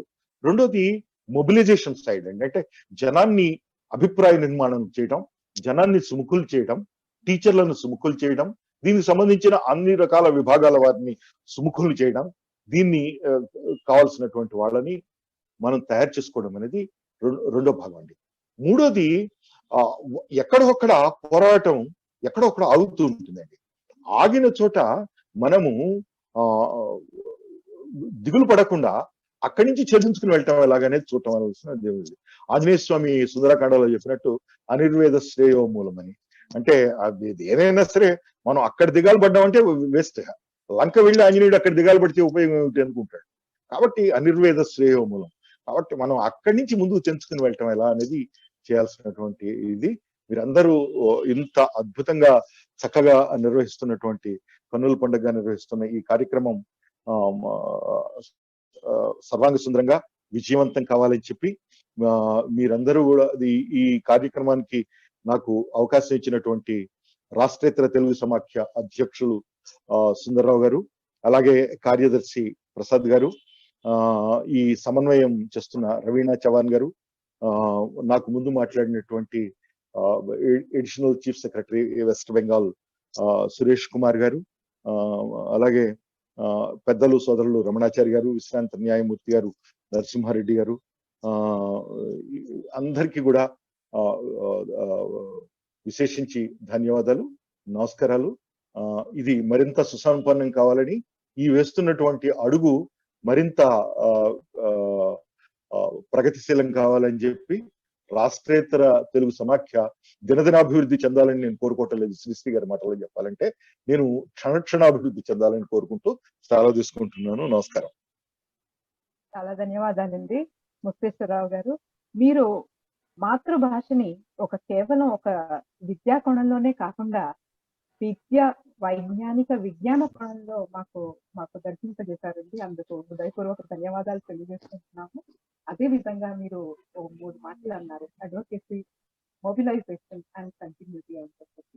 అడ్వకేసీలో మీరు తప్పకుండా మాకు సహకరిస్తారని చెప్పేసి అనుకుంటున్నాము.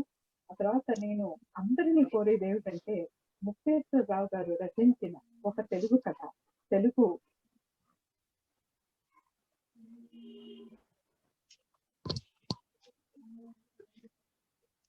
వినపట్టలేదమ్మా, వినపట్టాలా? హలో, ఇప్పుడు వినపడుతుంది. మనందరం కూడా ముక్తేశ్వరరావు గారు రచించిన ఒక తెలుగు కథ, తెలుగు రాని ప్రపంచంలో, ఆ పుస్తకం అందరం తప్పకుండా చదవాలి. దానిలో ఎన్నో విషయాలు వారు విశదీకరించారు. ఇప్పుడు దానిలో ఉన్న మనం ఎదుర్కొంటున్న సమస్యలవన్నీ కూడా దానిలో ఉన్నాయి. ఆ సమస్యల్ని ఎలా ఎదుర్కోగలమో అన్న ఒక దారి కూడా వారు మనకి చూపించారు.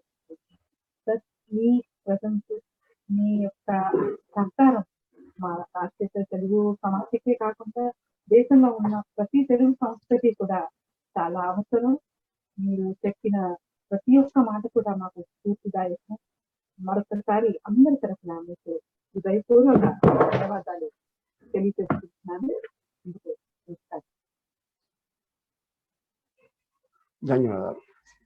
ధన్యవాదాలండి. ఇప్పుడు వేణుగోపాల్ గారు మాట్లాడతారు. వేణుగోపాల్ రావు గారు ఉన్నారా?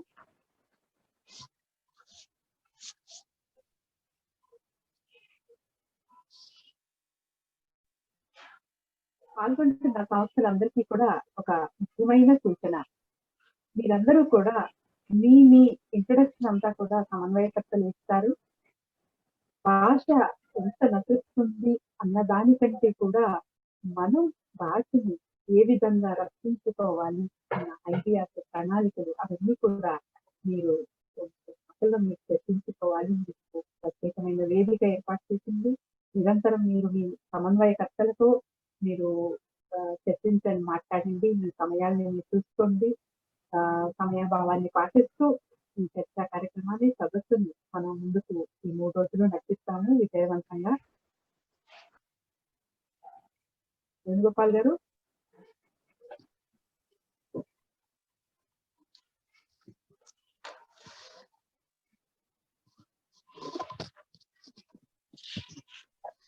వేణుగోపాల్ గారు ఉన్నారా? వేణుగోపాల్ గారు అన్మ్యూట్ చేసుకోండి సార్. వేణుగోపాల్ గారు అన్మ్యూట్ చేసుకోండి, మ్యూట్ లో ఉన్నారు.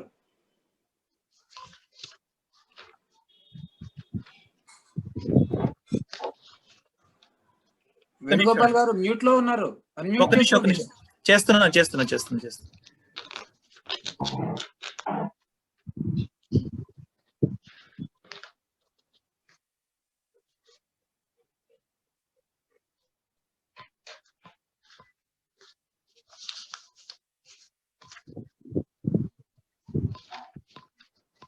వేణుగోపాల్ గారు ఇప్పుడు చేసుకోండి. వేణుగోపాల్ గారు, మీరు చెప్పే ముందు ఒక చిన్న విషయం అండి. ఎవరికైనా ఈ కార్యక్రమం గురించి ఏమైనా అభిప్రాయాలు అంటే మన వాట్సాప్ గ్రూప్స్ ఉన్నాయి కదా, ఆ వాట్సాప్ గ్రూప్ లో వాళ్ళ యొక్క అభిప్రాయాలని దాంట్లో తెలియజేయమని కోరండి. రైట్.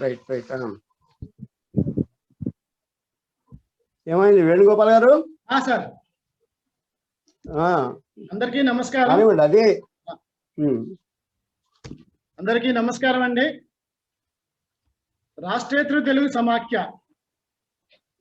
ఈ యొక్క అద్భుతమైన కార్యక్రమాన్ని నిర్వహించడానికి మిమ్మల్ని అందరినీ ఆహ్వానించి, అలాగే మీ యొక్క తెలుగు మీద ఉన్న మీ యొక్క భక్తి భావాలను కానీ, భక్తి ప్రవృత్తులు కానీ, లేదంటే ప్రేమానుభవాలు కానీ రాష్ట్రేతర తెలుగు సమాఖ్య ద్వారా మన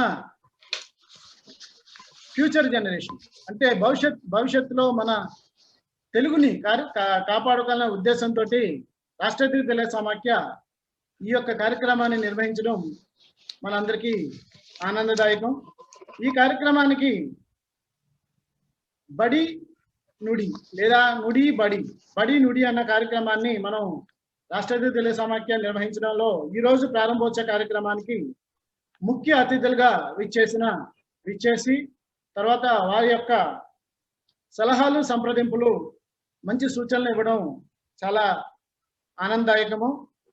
ఈ యొక్క ముఖ్య అతిథులు మాన్యశ్రీ డాక్టర్ కేవి రమణ గారు, విశ్రాంత IAS, Manyashri justice L Narasimha Reddy గారు, మాన్యశ్రీ ఎస్ సురేష్ కుమార్ గారు ఐఏఎస్ ముఖ్య కార్యదర్శి పశ్చిమ బెంగాల్, మాన్యశ్రీ నంది వెలుగు ముక్తేశ్వర గారు విశ్రాంత ఐఏఎస్ ఆఫీసర్ గారు, తర్వాత ఈ యొక్క కార్యక్రమానికి దీప ప్రజ్వలన చేసి ప్రారంభ అధ్యక్ష ఉపన్యాసం చేసిన శ్రీ రాళ్లపల్లి సుందరరావు గారికి, అలాగే రాష్ట్రేతర తెలుగు సమాఖ్య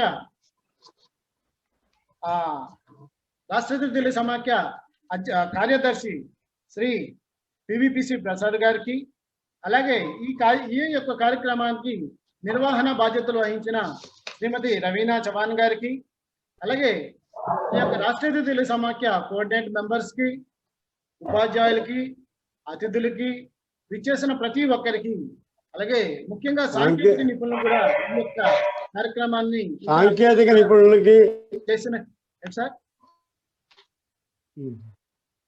చేసిన వీళ్ళందరికీ ధన్యవాదాలు తెలుపుతూ ఈ యొక్క ప్రారంభోత్సవ కార్యక్రమం తర్వాత అసలు మన కార్యక్రమము మొదలవుతుంది. వీళ్ళందరికీ ప్రత్యేక ధన్యవాదాలు తెలియజేసుకుంటున్నాం రాష్ట్రేతర తెలుగు సమాఖ్య తరఫున.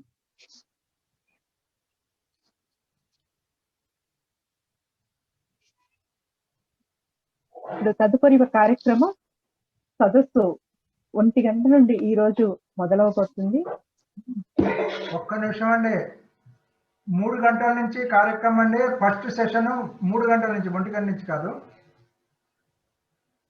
3 గంటల నుంచి మొదలవుతుంది.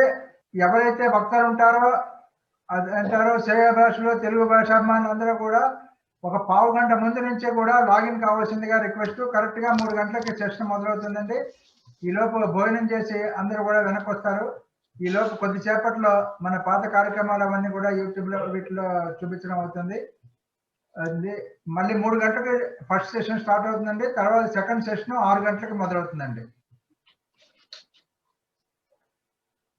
ముగించేయండి. ధన్యవాదాలు. అందరికీ ధన్యవాదాలండి.